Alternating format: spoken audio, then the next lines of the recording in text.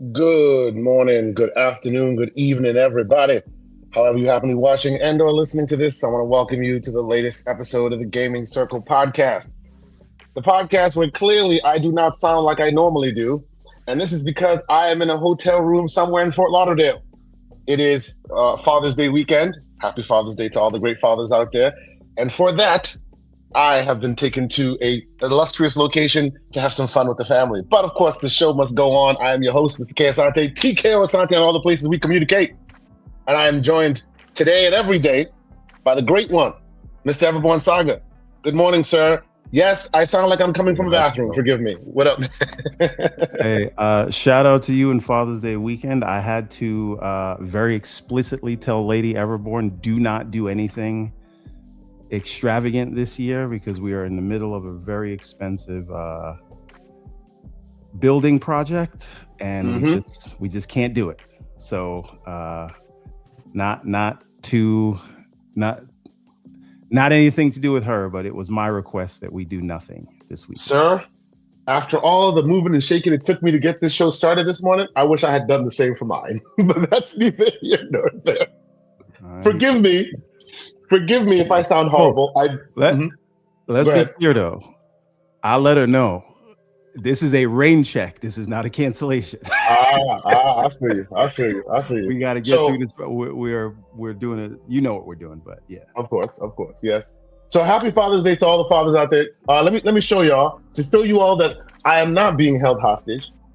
Oh, hold on, the camera's not even working. Let's see, will it work? Here's K. Asante. Terrible camera, terrible audio. We're gonna deal with it today. It is what it is. Anyway, let's keep it moving. But all right, thank y'all so much for being here. Today will be somewhat of a concise show because, as we've said, there's life happening right now. Oh, okay, yes, I'm stuck in a Cuban prison. Thank you, Rodimus. Appreciate you, sir. Shout out to Megatron. Yup. Shout out to all the great teams out there, all the great people that are in our chat right now, keeping it live. I know y'all been waiting for us. Thank you so much for being here. Today we will talk about some games, and then we'll talk about some rumors. And then we're going to get the heck out of here because life is happening. But we're going to start with the games because last week, when we did all this, the news gods provided a little too much to the point where the games ended up being last. And I never like the games being last. I want the games to be first. The news gods provided a lot this week too. I know they did, but I'm going to pretend that it is different than last week, even though it's worse than last week. I know it is. All right. Well, I don't have a lot, so I'll start. Please, yes. What's going on? I only have 2 games this week. Okay, what you got? I have finally, even though I bought it on day 1, I have finally started 007 First Light. Oh man, so this is not going to be just 2. This is going to be far less than 2 because I'm about to talk about 007 as well. You know what? First. I will leave that. No. I'll leave that to you. I played the opening mission, and now they're trying to recruit me into the thing, and so that's where I am. So basically, so you're a little earlier than me. Okay, cool. All right, what else you got? So there's another one that just came out. This is from Square. Okay. And it is called Adventures of Elliot, I believe. Yes. I pre-ordered this maybe 3 or 4 months ago because I was that excited about it. It is from the creators of Octopath Traveler. And this is basically an action RPG version of Octopath Traveler.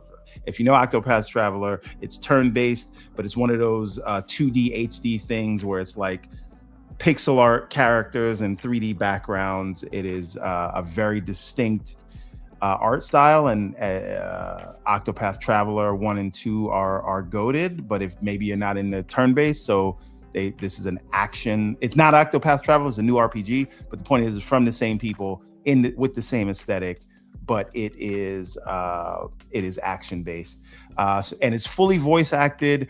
I started it recently.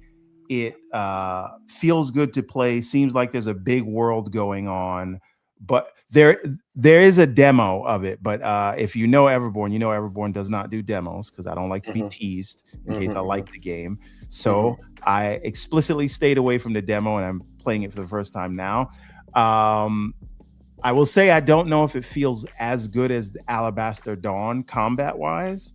Okay. But there's a lot going on with the story, and like I said, it is fully voice acted. So Everborn, I can't post footage of it because of my current situation. If you wouldn't mind being able to do that, that'd be good to show the people. I will do my best. Yeah, I can even share you. I can give you the link to share because I know the link. Yeah, give me the link of a video. I'll put it in the private chat right now, and then you can just share it with the people. Because I think they should see the graphics on this thing, the way it looks. It's quite beautiful. It is quite beautiful. Let me stop mine, and you can share yours. But yes. So how far into it are you so far? Wait a minute. One moment, please.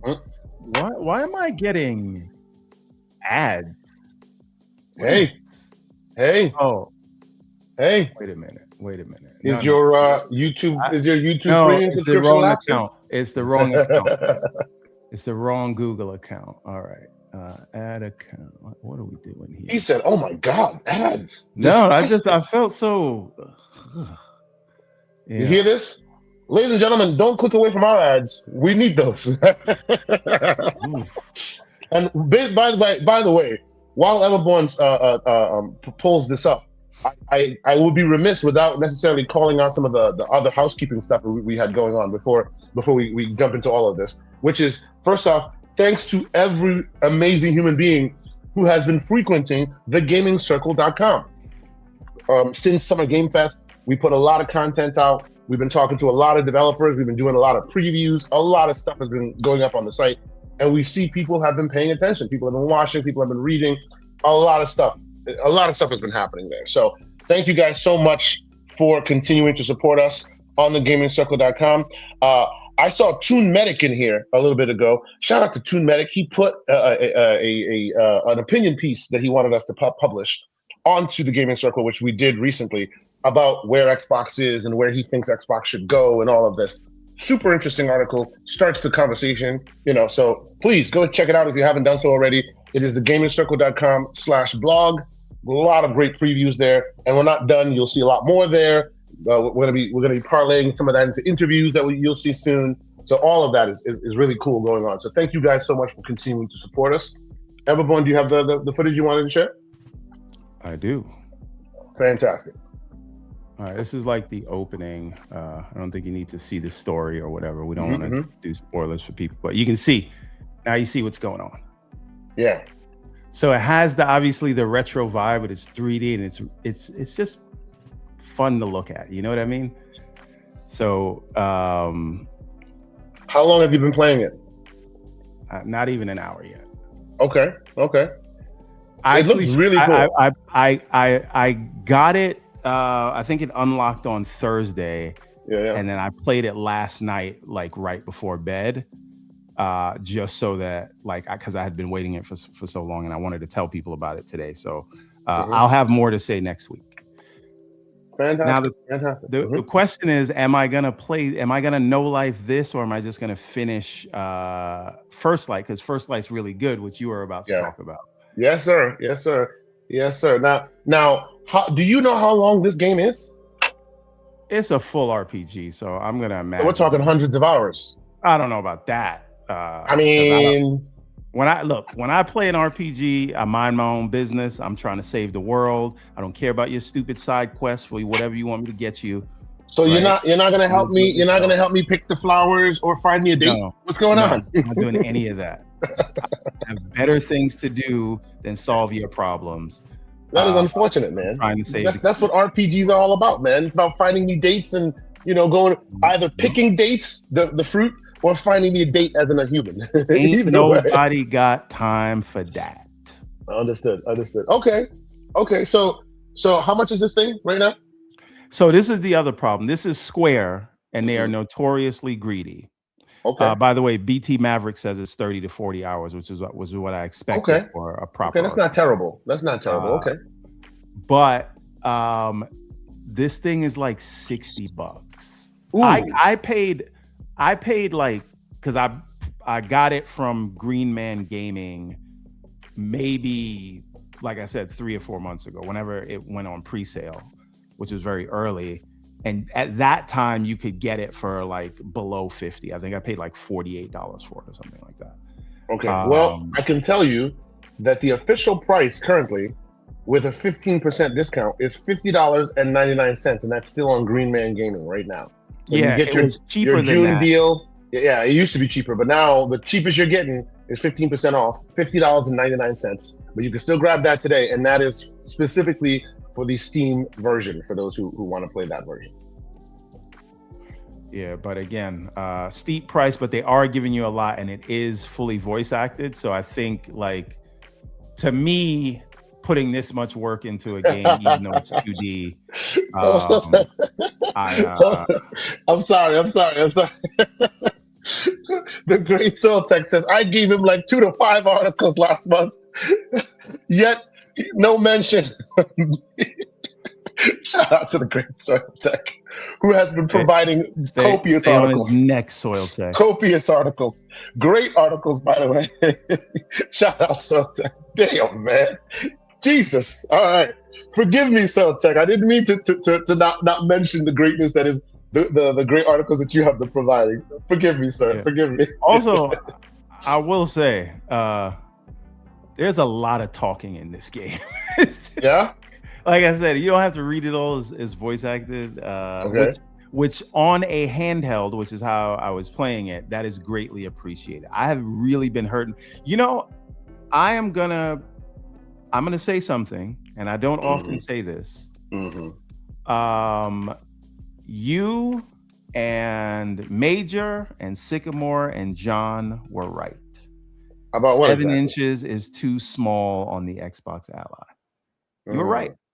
And I realize it when I'm playing games that aren't voice acted or require text, have a lot of dialogue. And my old man eyes is just squinting at the screen. And the funny thing is, the Switch 2, which is 8 inches, I rarely feel that. Like it doesn't hurt my eyes the way it does on the Xbox Ally. So you guys were right. And it is what it is. No. I appreciate you saying that, and just so you understand, I know you do, that it wasn't a whole war back and forth. That was the basis of it, right? The screen was great, but it was too small, especially for games that require text. I'm playing things like what's that game that I really, really enjoyed on the Steam Deck? It's like text-heavy games, really text-heavy games, smaller screen. It's a great big problem. It is what it is. It's also a Windows problem, right? Because Windows doesn't do text scaling great for small screens. The Steam Deck sort of intuitively knows, right, like how to scale for a small. And maybe it's a Linux thing or whatever. Well, no, it's not that it scales it better. It's because the screen itself is 800p, so it's not tiny. The screen itself does not go 1080p. So the text will always be legible. The bigger the resolution, the tinier the text, right? So the plus that is higher resolutions on our handhelds is the minus for text, because it'll make that text super tiny while keeping graphics crispy and all that. The funny thing is, I set the just for battery purposes, and I mostly play 2D games. My Xbox Ally is usually set to 720p. So, but that I will say the ideal scenario I've seen in this, and by the way, I know my voice is terrible. Mic is horrible. I've maxed out the mic. I hope it's not god awful if people hear it. So forgive me. The thing that I have found that usually works best with that is there are some games that know they're good on handhelds and they scale individually inside the game. So you can scale the HUD. That's usually the one that's when I find it works best, because now it doesn't matter what kind of resolution you have. You can scale it, and then the text is individually scaled versus the gameplay. I always find that those are the ones that I gravitate towards because they do it best. So okay, Slomo, I wanna address this. He said the game has a lot of talking like it isn't every RPG. Yeah, but there is a point where like you do listen, I'm not sick, right? Sycamore. Sycamore. You're not Mr. Too Much Talking. But it does feel like sometimes they go along so long and they're kind of repeating the point. And it's just like, I get what you're trying to communicate. Let's move on already. Yeah.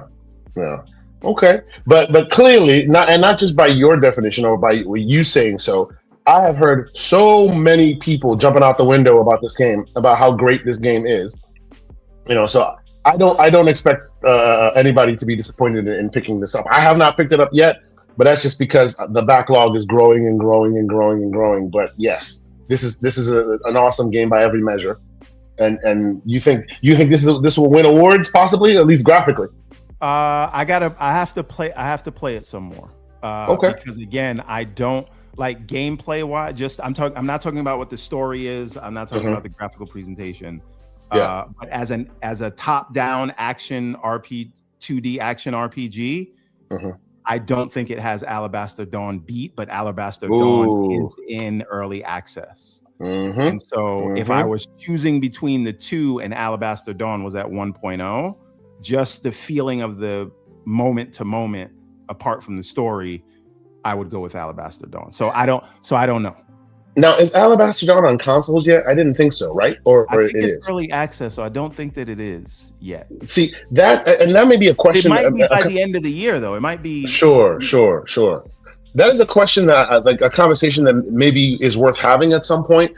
Like, I feel like sometimes early access, giving you a taste, ends up not being good for the game ultimately. Yes, it's good for the game because now you're testing it and making sure it's good. Hades 2 and Baldur's Gate 3. But see, but Hades 2 and Baldur's Gate 3 had huge splashy console launches. If you don't have a huge splashy console launch, people just tend to, I saw that already, even though it was an early access, and they move on. But they just have to make it a huge splashy console launch. And again, I hope so. A third game is No Rest for the Wicked, even though Thomas Mailer just crapped on people who got him where he came from. But that's neither. Exactly. That is my point. You are making exactly my point. Great comparison. Like No Rest for the Wicked. I believe No Rest for the Wicked should have had the hugest splash. Yes, Mahler is who Mahler is. You may or may not like his takes on things, but the first time I saw that content, I was blown away by the graphical output, by the storytelling. They put their best foot forward, as only the makers of Ori could. But for some reason, because it's in early access and it has been for so dang long, it becomes old hat eventually. You know what I'm saying? Before anyone has really officially reviewed it, quote unquote. Yeah, and again, we understand that these things happen for different reasons. But remember, after the Private Division takeover, I think that's who was publishing it first from Take-Two or whoever. They had their plans changed because their publisher was sold, and they had to buy their rights back from the entity, and now they're self-publishing, and so they needed to make that money back to, one, finish the game, and two, the fact that they had to pay to get the rights back. So I get it, and I even part of me gets them saying we're a small team and we need to launch somewhere, so we're gonna pick one place and then go to the others. And so they'll just optimize when they can. But I just feel like Xbox kind of got you there. You should. Most of your fans of this are because they played your Xbox exclusive, console exclusive game. You should have thought about that one, because it would have been. Now you have some, there's some drama around it. Whereas if it was just everywhere when you launched it, maybe you don't have to deal with some of that people being salty. But I do get it, right? They are self-publishing. They are a small team. They're gonna choose one platform. I think they rode the wave of the console warrior thing, because he was on Twitter doing the whole thing, it may not have worked out for him. You know what I'm saying? I think he just rode that wave, and he tried to do the Baldur's Gate special. Yes, and it didn't work out in his best interest on this one, unfortunately. Yeah, but all right, send me a link to First Light so that we can move forward. Yes, so real quick, I like to separate the art from the artist, at least in that respect. So even though Mahler is who Mahler is, and everybody has opinions on it, I will definitively say I like what they've shown of No Rest for the Wicked. Looks awesome, and I hope eventually it lands, because people should play that. That thing looks amazing. But all right, so Everborn, you wanted the footage to No Rest Out. No, what am I talking about? You wanted the footage to 007. That is also in the private, if you wouldn't mind. The second link in the private chat. That is the No Rest. That is the 007 footage. So if you would click on that and share that, we would appreciate that, sir. And let me remove the other one. Or actually, no. Are you there, everyone? I don't know if you can hear me, sir.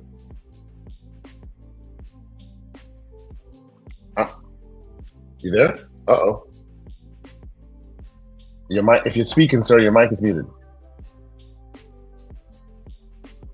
And he is not speaking. Or he is speaking and he doesn't know his mic is muted. Testing 1 2. Everyone, sorry. Can you hear us? All right. No. There you go. StreamYard's the window with StreamYard's completely froze. Oh no. I clicked on, couldn't get on mute, but oh no.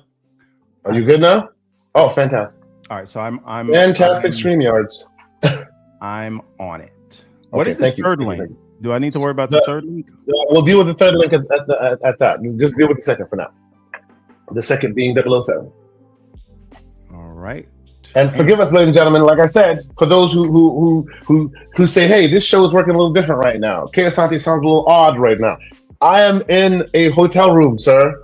Ladies and gentlemen, I am just taking a pause from my Father's Day weekend festivities to host this show because the show must go on. So please forgive us if it doesn't sound as quality as it normally does. We're doing the best we can, and we still providing you some content here. So here we go. So 007. I'm about what 2.5, 3 hours into this thing. It's not too long. I'm further than you are as far as being recruited. If you know anything about the mission I played, was like before he was recruited into the agency. Yep. He's just like a what is the British version of a Marine? Yeah, I don't know. I do not know. I know there are some British folks in the room. Please help us out. What is the British version of a Marine? He seems like he's a British Marine.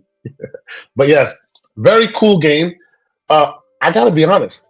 I was like initially, and let me give you the full aspect here. I was lucky enough during Gamescom last year to get a presentation of this. I couldn't speak about it until much later. Oh yeah, the SAS. There you go, the SAS. That's probably what it is. Yeah. Couldn't speak about it when initially it came out because embargoes and all that. But ultimately, I came away from that super high. I really thought the game was excellent, and I was looking forward to seeing where it was coming. The problem that people were pointing out and that were worried about was that it initially seemed like it was just going to be more Hitman, right? It looked like Hitman with a 007 skin, but I mean, I didn't get any Hitman from the opening. This is what I'm about to say. No. Yes, I think we can report that is definitely not the case. That is not the case. There is definitely Hitman in here, and as you go in the game, and you there are a lot of parties you have to infiltrate and all those other things, right? So obviously there will be that Hitman people puzzle aspect, which they do so well. They do so well with IO. But in this instance, in this game, I get a little Hitman. I get Uncharted. I get a lot of Tomb Raider in this. It's really cool. Really cool. And yeah, not everything is like super polished and great. Like I know people had a problem with the driving. I don't know if you've gotten to the driving yet, Everborn Saga, but the drive I've had a little bit of the driving experience. It isn't fantastic. But it isn't like trash either, right? That's not why you're there. This is not Forza, and maybe you played Forza before you played this. Now you're being critical of it. It's not that bad. This is actually pretty serviceable to get you to the next awesome set piece, right? So for me, it like so far I have had zero issues playing this game. I love it. My only problem is life keeps happening, not allowing me to continue playing this game. What do you think, sir? What has your experience so far been? There's a little bit of that last gen peeking through, like sliding through a corner to handle loading. Yes. The what do they call them? The cave crawling. Yes. Yeah. I love it when they just put something you got to shimmy through for no reason. For no reason. Yes. And by the way, so that people know this, that is so that they load more of the world, right? It's an open world or seemingly open world, and how they hide the seams is they have you shimmy through, and while you're shimmying, it throws away all the stuff you've seen out of memory, and then loads what you're about to see into memory. So it kind of keeps it seamless. But yes, at any and all times you see yourself shimmying through a rock, shimmying through a cave, going underneath something all quiet with nothing around you. Yeah, they're loading one and they're getting rid of one and loading the next. And that's literally every single game. This is no different. Yeah. Yeah, but I'm really happy to see IO Interactive be able to handle like the set pieces that they do in this game, because it just tells me the things that they do in the future will have even more production value and depth. And I hear they're working on like a fantasy RPG as one of their upcoming projects. So sounds like something you're into. Exactly. Add this, as long as they're not using wands, sword and board, or Americans, right? They gotta look. But again, I'm really happy for IO Interactive. I see Amazon's playing a little bit fast and loose about the sequel, but I think that's a negotiation tactic. Yeah. But I will say, and again, this is very early on, so I might come to you next week and say something different. But from what little I've played, this feels like the best, like the definitive Bond gaming experience. Yep. And I know people were worried about that. They were like, "Oh, he looks too young." But I'm like, they scar up his face in the opening, in the tutorial level, right? Yeah. What do you think of that? I thought that was super interesting. And like, it's not like the modern audiences kind of thing that people cry about. So like, I think they did the character justice. They didn't make him, not who he was. If that makes any sense. And I love the Idris Elba quote, like, you don't have to fix Bond. He is who he is, right? He is who he is. That's right. He's a womanizer. Right. He's a secret agent. He gets the job done. And that's just who his character is. And there may be other 00 agents that have different characteristics, but Bond is Bond. And you don't need to change that. You know what I'm saying? Yeah. And I don't. And by the way, this is a good. There you go. Yes. That is a thing that a lot of people were complaining about or potentially worried about. Like, hey, will this be the watered down Bond? I won't even use the words because the words aren't accurate that people use. But is this a watered down Bond or is this like Bond that we know? Happy to report, all signs point to yes. It is the Bond we know. Now again. Everborn is early. I'm early, so maybe it changes up. But so far, everything I've heard, from folks who have played it to its fruition, it's a pretty decent game. I see the Great Black Skeleton in the house. Shout out to you, good sir. Appreciate you being here. He brings forth an interesting talking point. 007 was great. A little expensive for the hours of playtime, but really great. What do you think to that? What are the hours of playtime? I don't even know what the playtime is supposed to be. Well, but what do you think the playtime should be for a game like that? Because I didn't pay $70 for it. So you got man gaming, baby. Deals that cheap. Let's see how long to beat. Let's see how long it is to beat this game. It says it's about 13 to 15 hours for the missions if you skip the challenges and collectibles. About 15 to 20 hours for a standard run through, and the completionist run is about 20 hours max. So 20 hours max, is that worth the seeming full price of it? What do you think, Everborn Side? Time is money. I like games that respect my time. I don't need filler. I don't need fetch quests. I don't need any of that. Tell me the story you're trying to tell. Give me all the great gameplay elements. Throw me the set pieces. Respect my time, and I don't care about if I got to give you the right amount of money, because I'd rather pay people that are gonna not waste my time.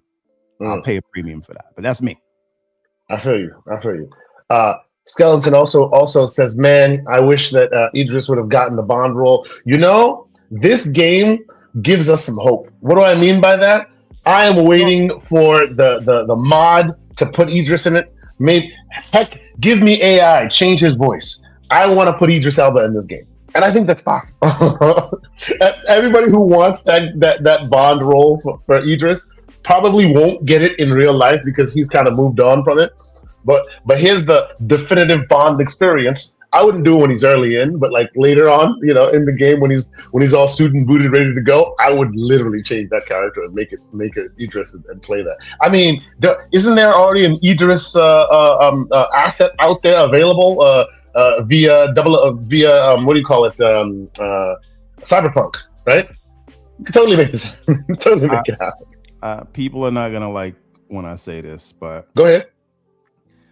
I would rather, if Idris is gonna join the Bond universe, You'd rather he be someone else than 007. I don't need to, make him 009, 00, whatever you want. You can make him better than Bond if you want, but don't make him 007. I don't need it. I don't. You know what I'll say? I don't need us to jump into their shoes. I think we have our own shoes to fill, and these universes are big enough that people can play their own parts and let if you want to bring Idris into the Bond universe, you can do that. You can give him his own movie. There's no needs to do that kind of swap, whatever. I'm not into it. Shout out to the great Lucius Augustus for coming in this morning with some hot fire. Listen. Okay, he wants to say that. You know what? Now we're gonna get spicy. Oh God. Listen, here's the thing. I'm not a fan of sloppy seconds and leftovers. Oh man.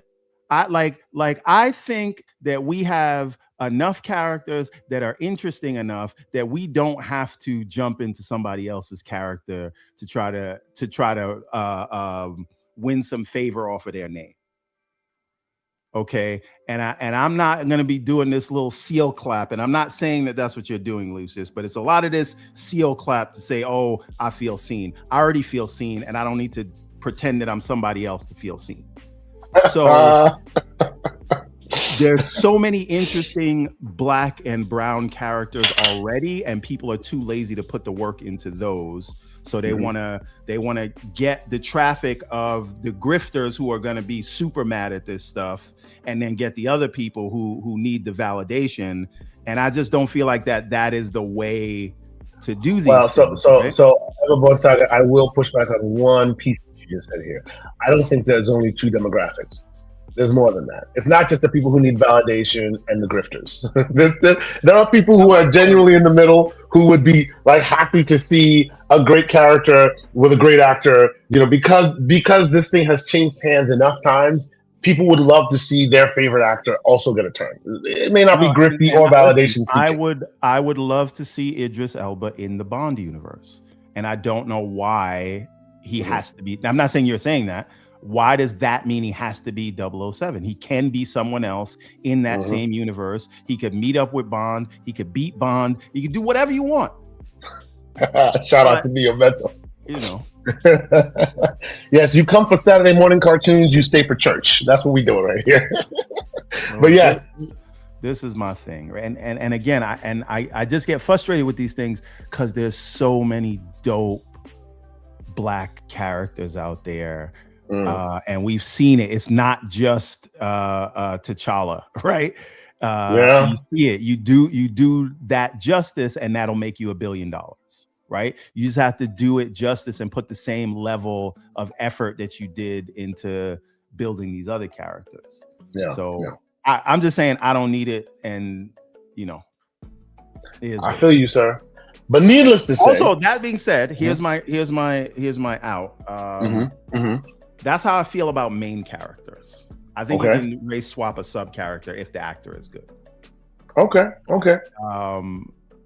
But main characters, the headline character of whatever you're going to see, I don't think you should change those. But their sidekicks, their ancillary people, I don't have an issue if the actor is good. That's all I ask.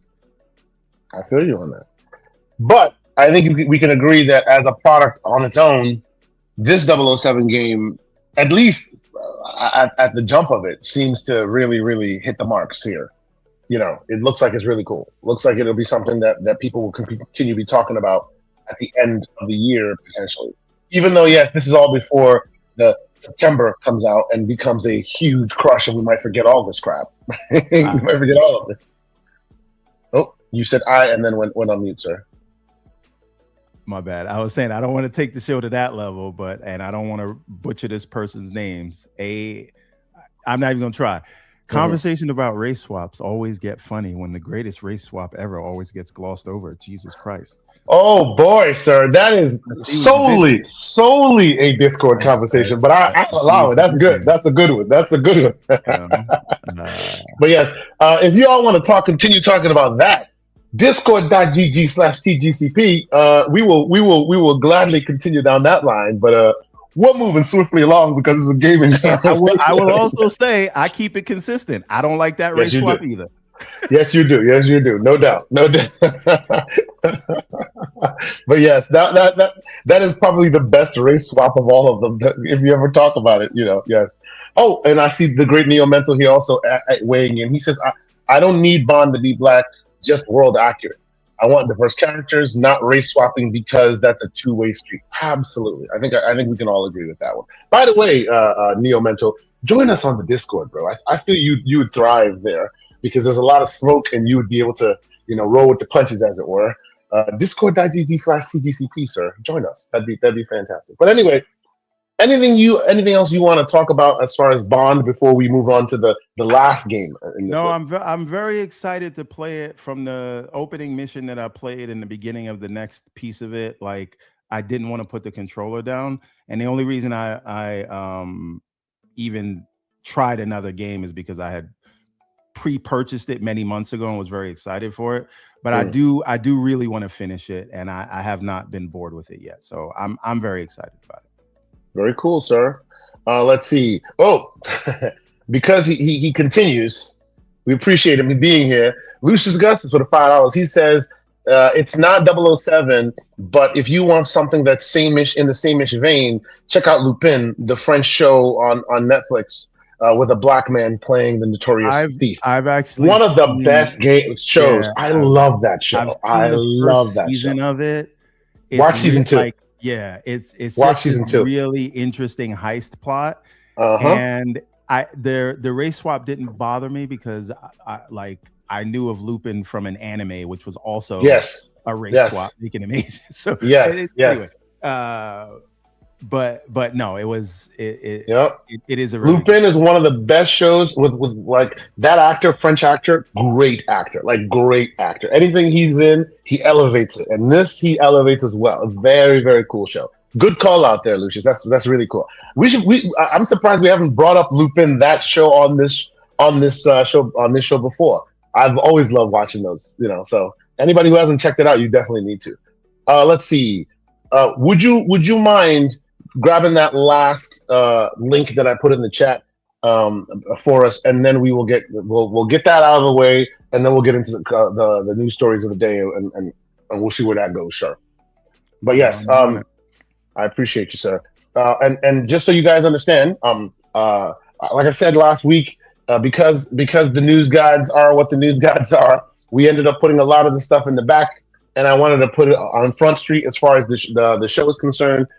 There are lots of really, really interesting, amazing games right now that are in demo form. So that means Everborn Saga is not about it. That is fine.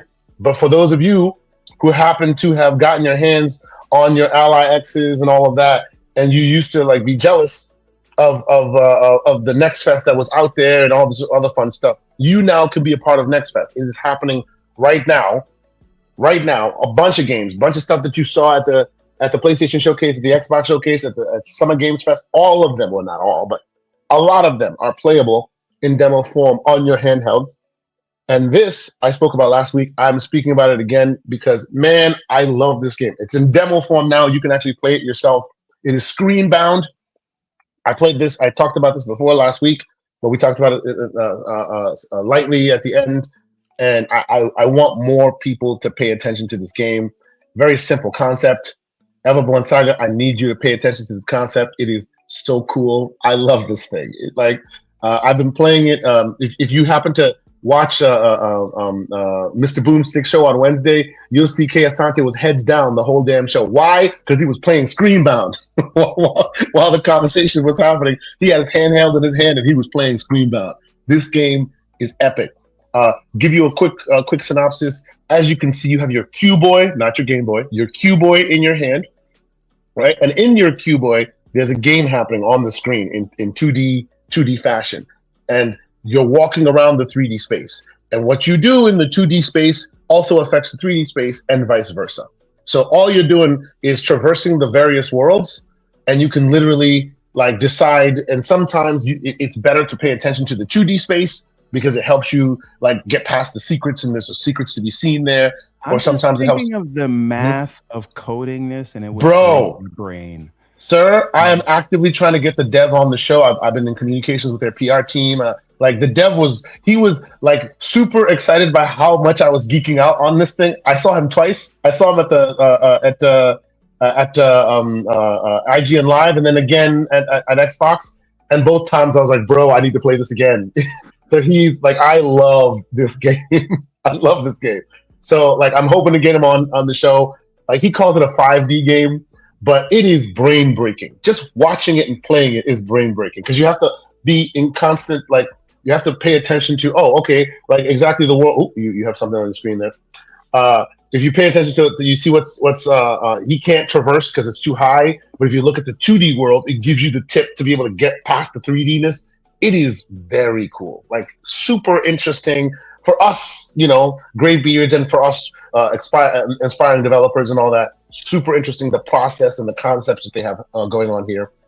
It is free right now on Next Fest to try out.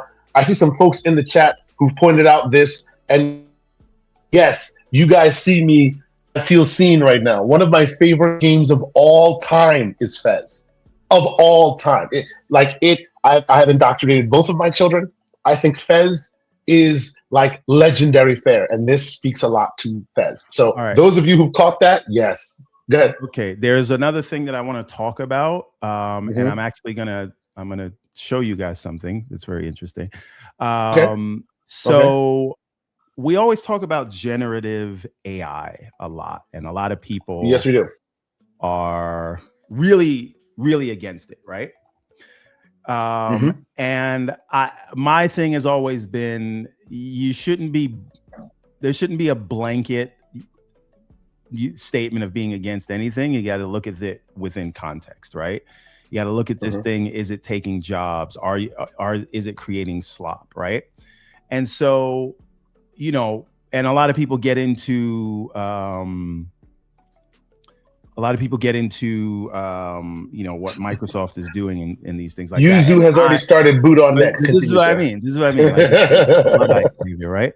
So you guys know that. And by the way, just so we understand real quick, Yuzu is an artist. He spends a lot of time drawing his art. He's an artist. So understand where he's coming from with that. If you hand me AI music, I will be quite upset. Even though I can acknowledge that some of it is good, I can't be cool with it because I make music and I've made music most of my life. So I understand where Yuzu is coming from. Continue, sir.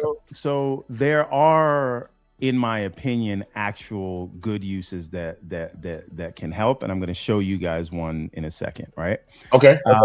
And so you guys know that I was a longtime Windows Phone developer. I've released 3 games on that platform. That platform went away, and because of that kind of led me into the comic book journey to continue the story of the characters that I created in my games. And Windows Phone used a framework called XNA, which has since been deprecated by Microsoft, but it's now sort of open source. There's an open source version of it called Monogame, who we did, maybe we still will try to get some of the people that maintain that framework. And you all know Monogame if you've played Streets of Rage 4 or Celeste, and I think Stardew Valley. I think Stardew Valley is also Monogame, right? Which is, again, open source version of XNA, which is what you use to develop on the Windows Phone, but also in the Xbox 360 live arcade days. That's the framework they use. Anyway, my game that released over a decade ago, Ariel's World, which turned into Ariel's Adventure, which turned into the Everborn comics and all that. I have been trying to port that over to current mobile devices and PC just to give away for free, just so it has a place to live. But there's been so much that that I just couldn't figure out. Like there's systems that were deprecated, like particle systems that Monogame has not replaced or changed the way you do it. And so the game was basically hard coded for a specific piece of hardware and porting it to a completely different platform with all manner of variable specs was just a gargantuan task. But I've been using GitHub Copilot to help me port the game. Now, again, this is my code. I wrote every line of it, but now I'm trying to port it, and that requires a lot of rebuilding libraries and things like that. And so I've been using GitHub Copilot to help me port. Now, to give you an example, the Windows Phone was 800 by 480. Like that was the aspect ratio that you had to work within because all the phones were that size. But if I wanted to bring this to PC, I need it to be display agnostic, right? I need the frame rate to be not locked to 30 FPS because you're not playing on a phone from 2015. So basically what you're saying is you're building it now not tied to one specific platform, but able to be playable and dynamic to whatever screen you happen to play it on, right? Mobile, console, wherever. It should just be playable. Right. Okay. Right. And I'm a solo developer. This is all my code. So I do know how to talk to the generative AI, and I know where to tell it to focus.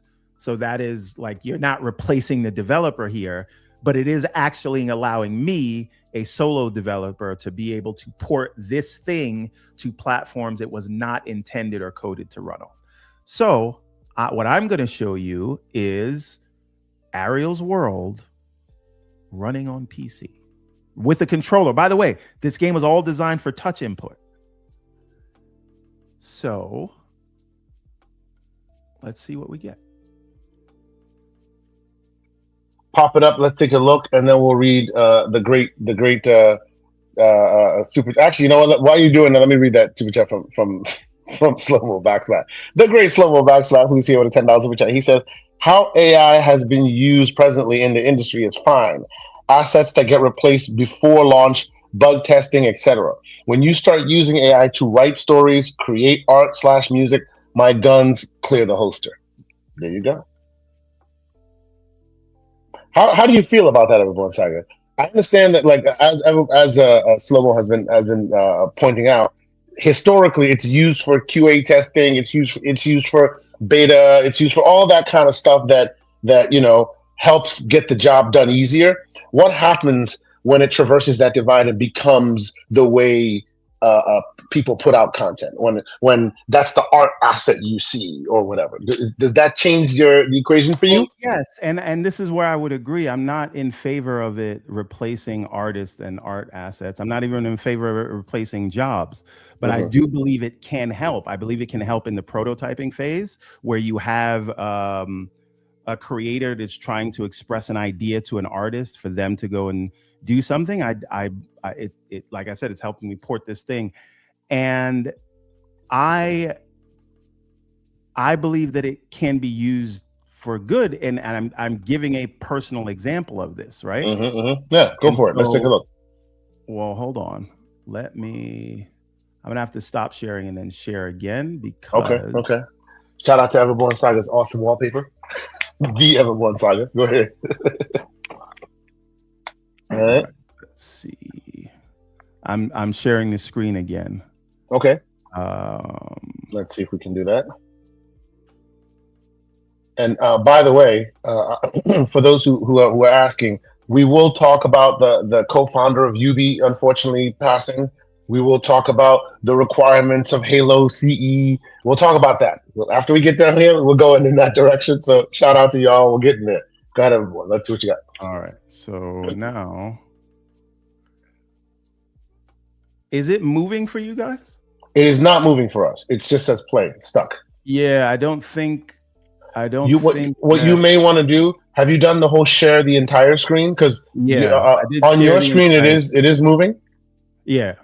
That means that Copilot. That means that the AI is getting us. No. This is most likely something to do with StreamYard. There's a way they have this either capture just the screen versus capture All right, the app. let me try the other way. Yeah, I see the screen now. Is it moving? Because it's not moving here. It gets stuck, but All it's not moving. Yep. So we're gonna try it again, but I'm gonna try to just share the app. Okay. All right, keep the people entertained while I do this. Yeah. No worries. Of course. I'm actually reading through a lot of these a lot of folks' chats and whatnot. I think you struck a chord with the whole AI thing. Some folks are okay with it. Others are like literally upset by the idea that AI will most likely replace us. You know, and I don't know. Man. I don't know. I think that, like you, there are uses for it, but I do see where some folks come from. Users talk about it's about laziness and not like using the tool and not doing it the way it's supposed to be done. You know, I feel like all debate is fair right now in that realm because it's still early days, and if you don't keep boot on neck, corporate will just default to moving everybody in that direction because it's cheap. You know, cheaper than people clearly. So I hear what you're saying. All right, I don't think it's gonna let me because for some reason it's not only doing it. taking the still screen. It won't Yeah. take the You know what you can do for us? Yeah. How about you do a screen record and then we can put it out later on the channel just to show people what your updates are, what it looks like now. You know, clearly this is original code from the Windows Phone version that you've been able to run on PC. You know, let's give us, if you are able to record it at some point, then I'll upload it and let people do it. We'll also do live screen shares in the Discord. Okay. Yeah, there you go. We won't have this problem there. Yeah. Wow. Herodotus, that is not true, sir. He says, and if AI will replace everyone as a co-host on GCP if K has his way. Absolutely not, sir. Absolutely not. What are we talking about right now? I don't know. Maybe you got a signal to investors. You can bring oh my God! Stop it. Capital expenditures down. You know what I'm saying? Stop it, sir. But so anyway, my point is, yeah, it would only take still frames, but it's moving on my screen. But the point is, I'm able to get this thing running, controller support, monitor agnostic, all these things that we're doing today. And this is not replacing any job. It is not, you know, and I'm going to redo the art to pixel art. So whatever. But the point is, it's allowing a project to come out, and that's not a bad thing. Keep the people company. I got to take this call. Okay, no worries. So with that in mind, I will say, you know, honestly, and I would once again ask y'all to join us on the Discord, because these are conversations we have on a daily basis about whether gaming should be okay with AI augmenting their tools, right? I personally think this is a conversation that is worth having. I don't think AI should be thrown away with the bathwater, as some people would like it to be, because, you know, it does encroach on some livelihoods. I think this is like anything else, right? But before, we used to have to, you know, put our stuff in the back of a horse and buggy and expect it to get to its destination in 30 some odd days, if not longer, if you have to take a boat and this, that, and the third. And then planes showed up and cars showed up to optimize that. Obviously, during that transition, there probably was a lot of conversation by the horse and buggy owners and by the way life needed to move forward, right? There was a lot of smoke there, but clearly, you know, that needs to be worked out, right? We shouldn't be moving tools away just solely for the purpose of you know, keeping status quo. If there's optimizations in the future to be had, I do think that it is a worthwhile venture. I also appreciate the fact that the human element is also kept front and center, right? Because I'm the AI, not AI, but I'm the technology guy. I'm always about the newest, latest, best, as it were.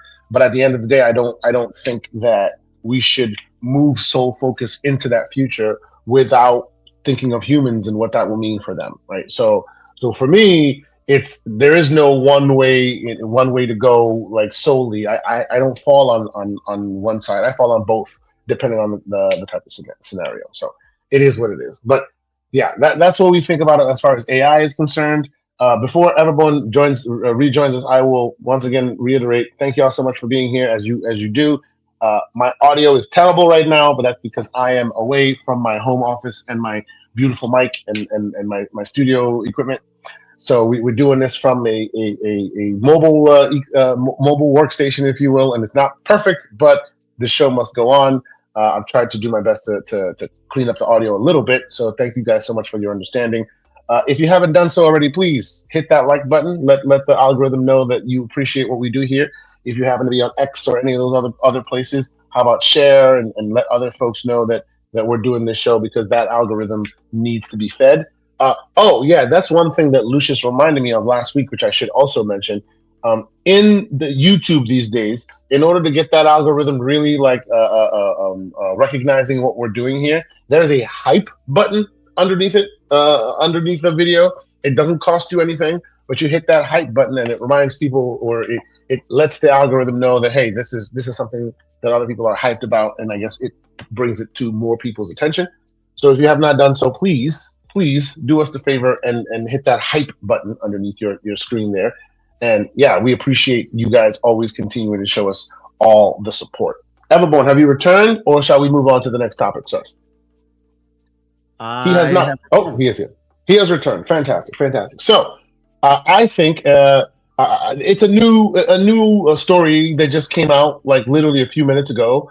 I will put, if you check the private chat, I will put the article link to it there, so you can have access to it.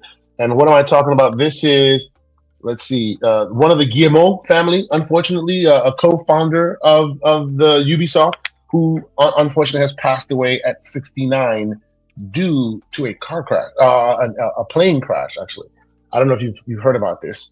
This literally just like broke a few, I don't know, yesterday, it broke a few hours ago, this happened. But yeah, it's just something worth mentioning in gaming.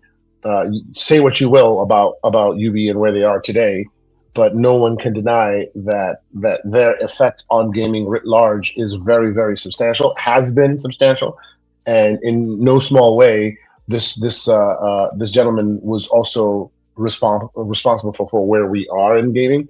So it is a sad state to hear that the man has passed away, and in such an unfortunate manner as well. So if you see the link, I don't know if you're here, everyone.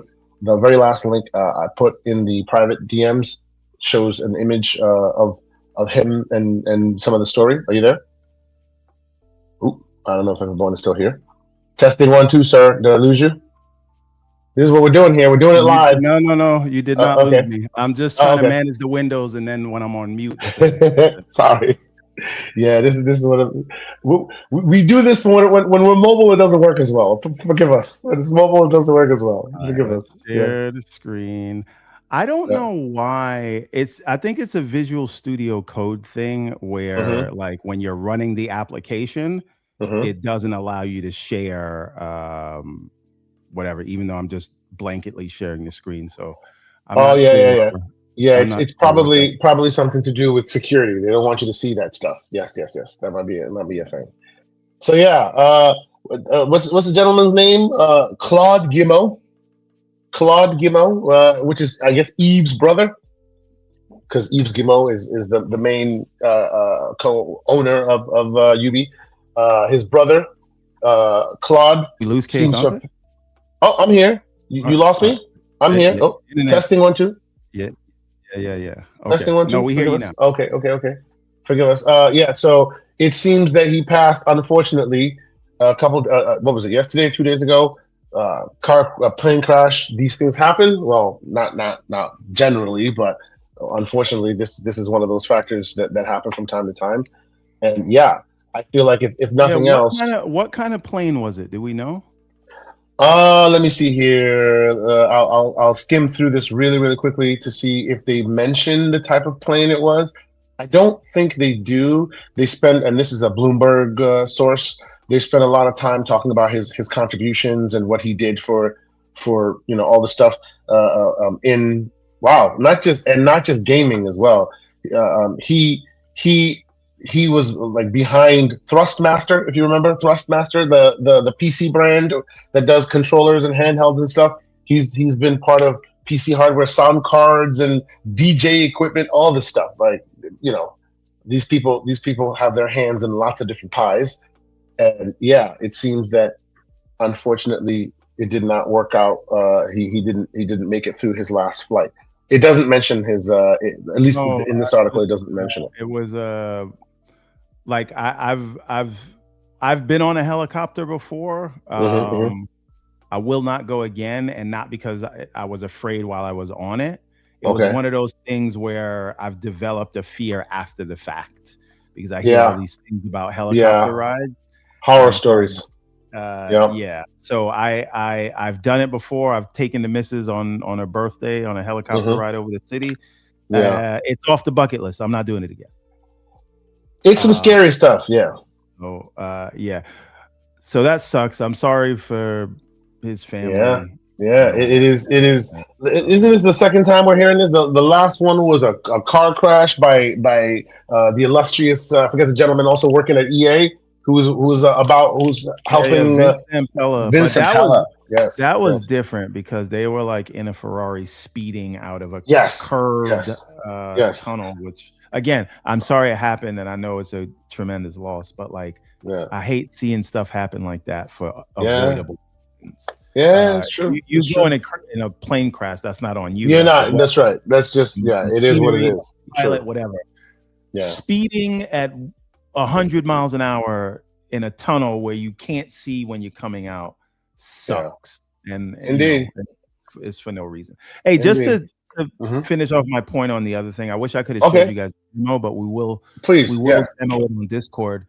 The point that I was making is, these things are all how you use it, and it doesn't have to replace jobs. It could actually help someone move faster or move along and solve a problem that they couldn't solve on their own, and it could actually get you a product. And again, this is not, we're talking about something that it's not AI slop. This is a literal game that I released a decade ago, and now I'm going to be Hey, hold on now. Yuzu is saying, and I will have to say, I'll agree with Yuzu. If you didn't have this tool, you would have probably gone to one of these grifters who would then charge you X amount of money in order to do the porting for you. So this is taking jobs from some grifters' hands. Just saying. No, but here's the thing. I wouldn't. That's the thing. That's why it's been a decade, and you guys can't just like have this game and it lives on my hard drive, right? That's the whole point. So I'm just being slanderous. I'm being slanderous. I don't pay people to come in my house and fix the sink because I'm a man and I will do it myself. I'm not gonna pay anybody to come do some coding for me. And I'm a software engineer. It's just that I don't got the time to do it. And this is allowing me to do that. And guess what? It's allowing me to hire now an artist so I can redraw all of the assets in the game to be like pixel art, so it makes sense with the sort of rudimentary game style. So this is actually going to get some artists employed, because on the coding side now, I have the stuff that I needed that I couldn't really figure out on my own, or I could, but it would take me so long that I wouldn't do it. So again, this is helping a solo developer. It is getting a game out to people, and it's going to lead to artists being hired for asset creation.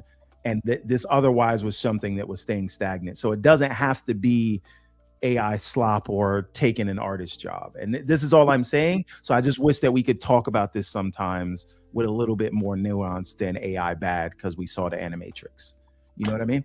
Because we saw the Animatrix. This guy. That last part is what killed it for you. But okay, continue. So all right. You're not wrong.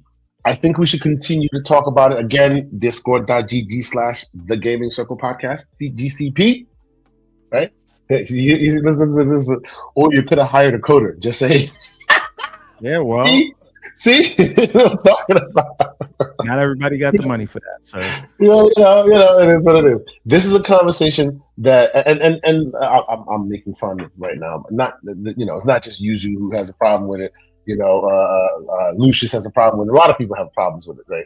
And these are the conversations that I think are worth having. Yuzu, instead of driving to work or to the supermarket or wherever, you could hire a horse and buggy. Oh, right? Stop that. You could do that. Stop that. Actually, now that'd be super expensive because the horse and buggies aren't the norm. No, but it's still somebody you could have hired instead of using automation. Yeah, that's true. That's true. Stop it. Anyway, would you, sir, please do me the favor of hitting that link of the next that's in the bottom there on the screen. You don't even have to take away the screen share you have. It should just adapt to the existing screen share. I just put one at the bottom there. It is an X link from the one Wario 64 because it pulls out a very key part of the conversation that I think we should have next, related to Halo and some of its requirements. I don't know if you saw all this, but it brings up some interesting conversation. Shout out to MJ Dark. He sent me the link this morning and said, "Hey, we should talk about this." And yeah, I agree. What is this thing? What are we, in the private chat where the other link was? I've added the X link there. Just click on it and it should pop up. Let's see here, and basically to give people the preamble as to what it is. Pop that up there. Yeah, what it is, and you can like zoom all the way in to see it. So maximize that, please. Yes, you can zoom in. What is it? Shift and then Control. There you go. Excellent. Thank you. So basically, this is the requirements for Halo Campaign Evolve split screen. Oh, okay. I know what this is. All right. Have you seen this? Yes, I've seen it. Last thing I will say, and we'll end the AI conversation. Sure. This helping me move the project to the next level allows me to have the money to now hire someone else. Hire an artist.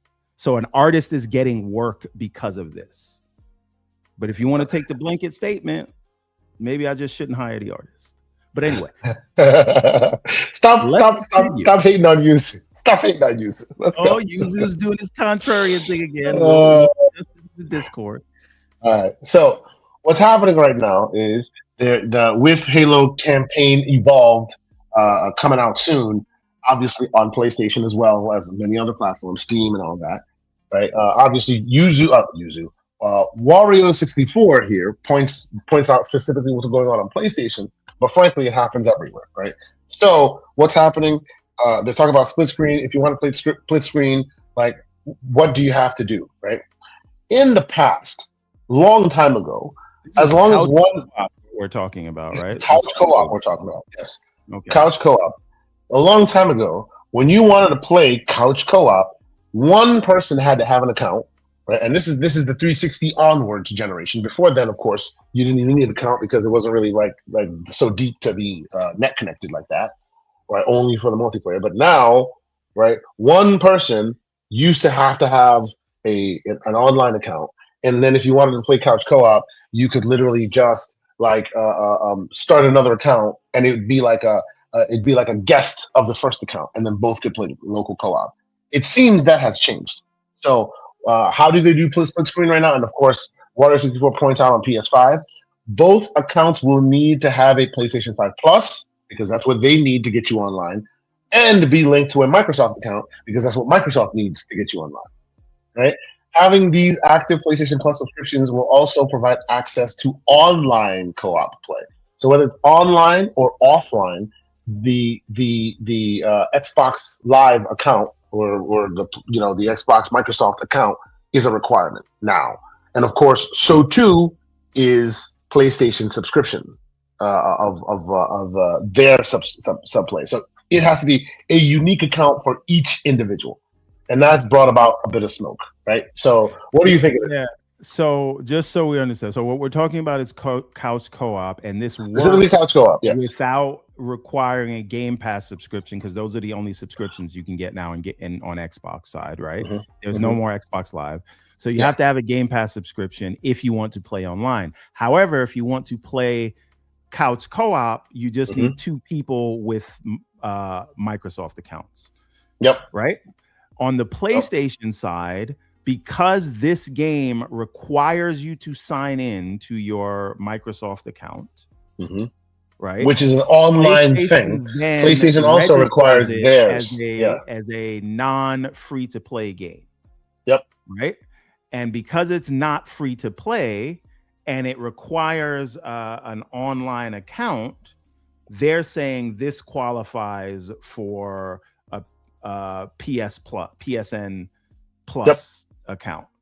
And so it's something in their system that is triggering this through some loophole of, well, you do have to sign into some other person's service, and therefore you have to pay you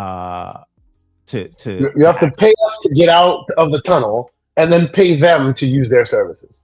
Yeah, I think this is just an unfortunate loophole in the way PlayStation's policy works versus their PlayStation or Sony was specifically like, if you want to play couch co-op, you got to pay us the subscription.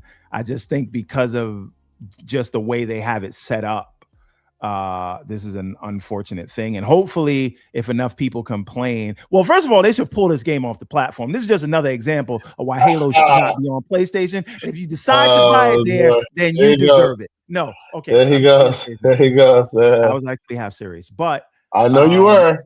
I think if enough people complain. By the way, while you're on your rant, go back to that private link and then click that next one, because it gives you a one higher level, and the one higher level. Go back to that private chat and click that. I should be fair and honest and say MJ sent me the link this way, but I gave it the lower level just to get the story out of the way first, and then we'll get the higher level part done.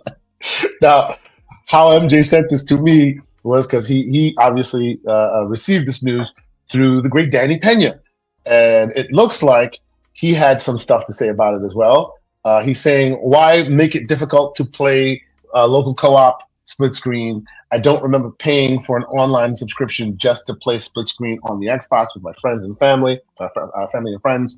I'm all about giving people easy access to games. I love Halo, but this isn't it. You know what else?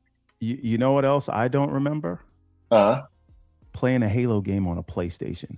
Pull the port. No. Okay. Well, actually, not. No, they should pull the port. This guy. I guess yes. It sucks to suck. I don't know. I'm not talking about Danny. I'm talking about the people that don't just get an Xbox if they want to play. Yeah. And I think the reason why this was brought up is because there's a lot of interesting back and forth in the comments about this, and I do think it is ripe for debate and ripe for conversation. Like one of the comments here says, maybe the media should investigate whether this is a Sony policy rather than a publisher issue. If these restrictions come from Sony's platform requirements, then the pressure should be on Sony to improve them, which is. I actually think it feels like it's more of an oversight and a loophole, and I think it's something that they can fix. On this serious note, no, seriously, yeah, absolutely. I think, like, frankly, it's not a good look. It really isn't. It shouldn't be so many hoops to jump through in order to get this. Right? It's already there. Again, to me, like, I hear you, everyone.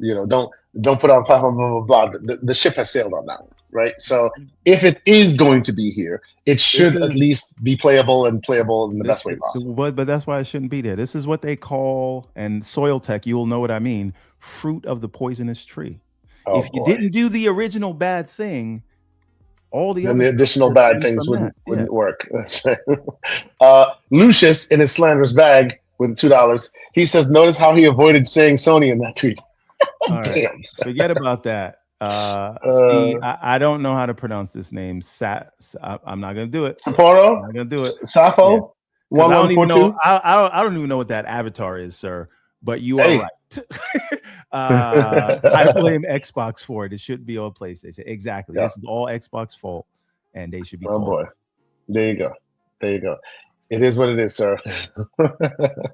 Yes. Forgive us, the ESAT, one console warrior to another. Lon, that would be console warrior.